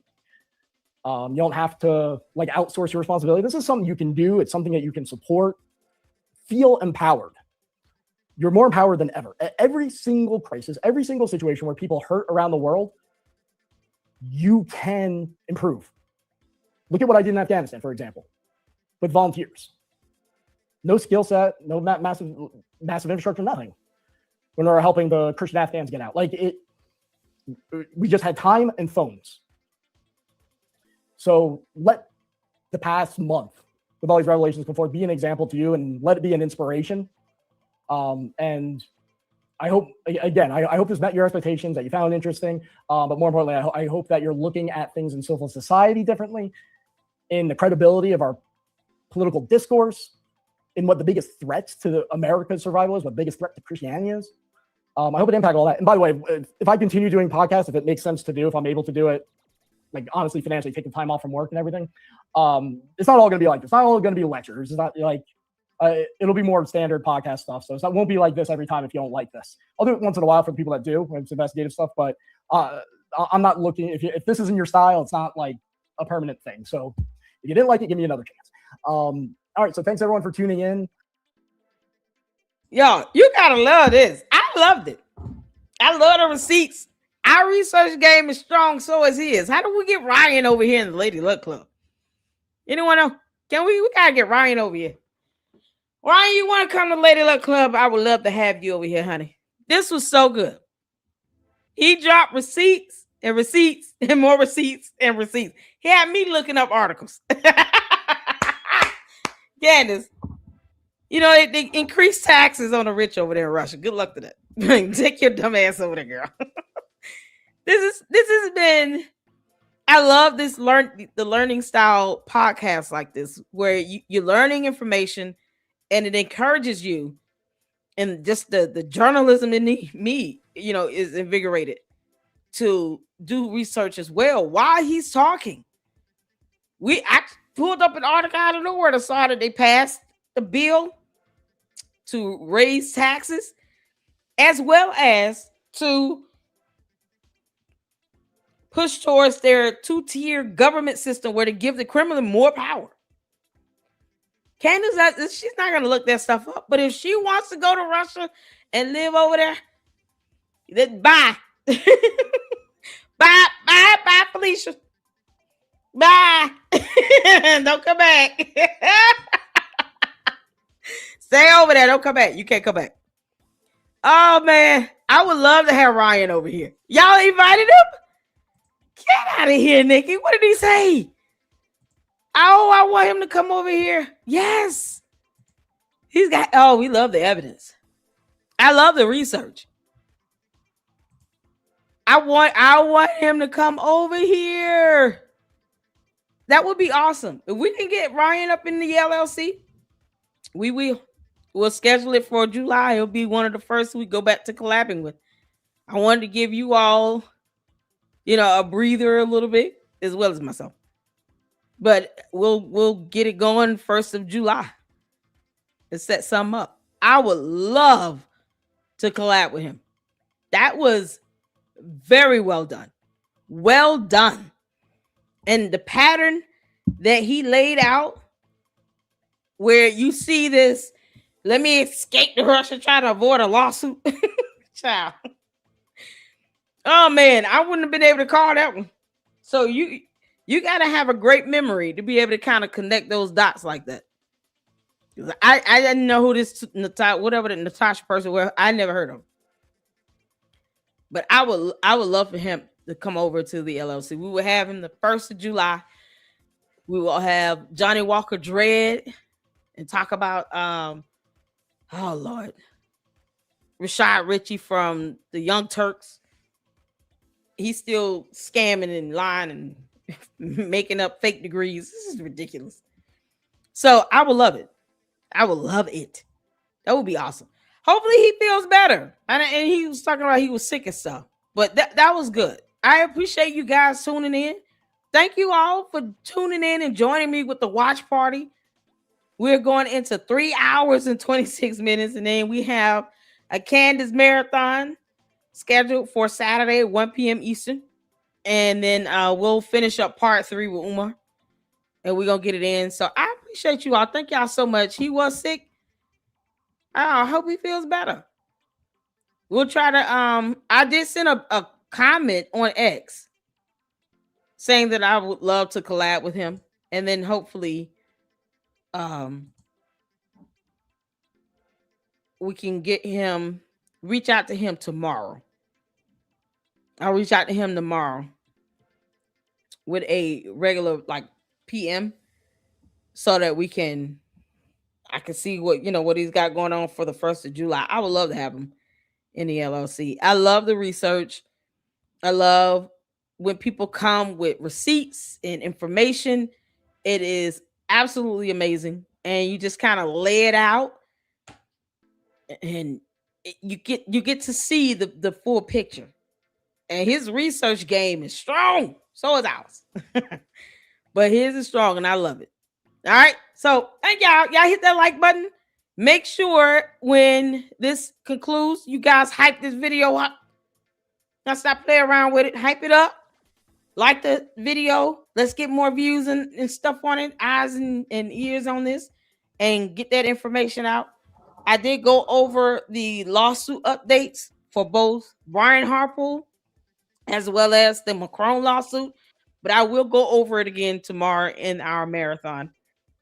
And in that way, we can kind of, anything that comes through is posted up. We'll catch it. But if not, we'll go over the updates again. So y'all make sure you guys get some sleep. And we'll be back at it tomorrow, 1 p.m. Eastern Standard Time. Thank y'all so much. Love you guys. And until the next one, Lady Luck Club out. Deuces.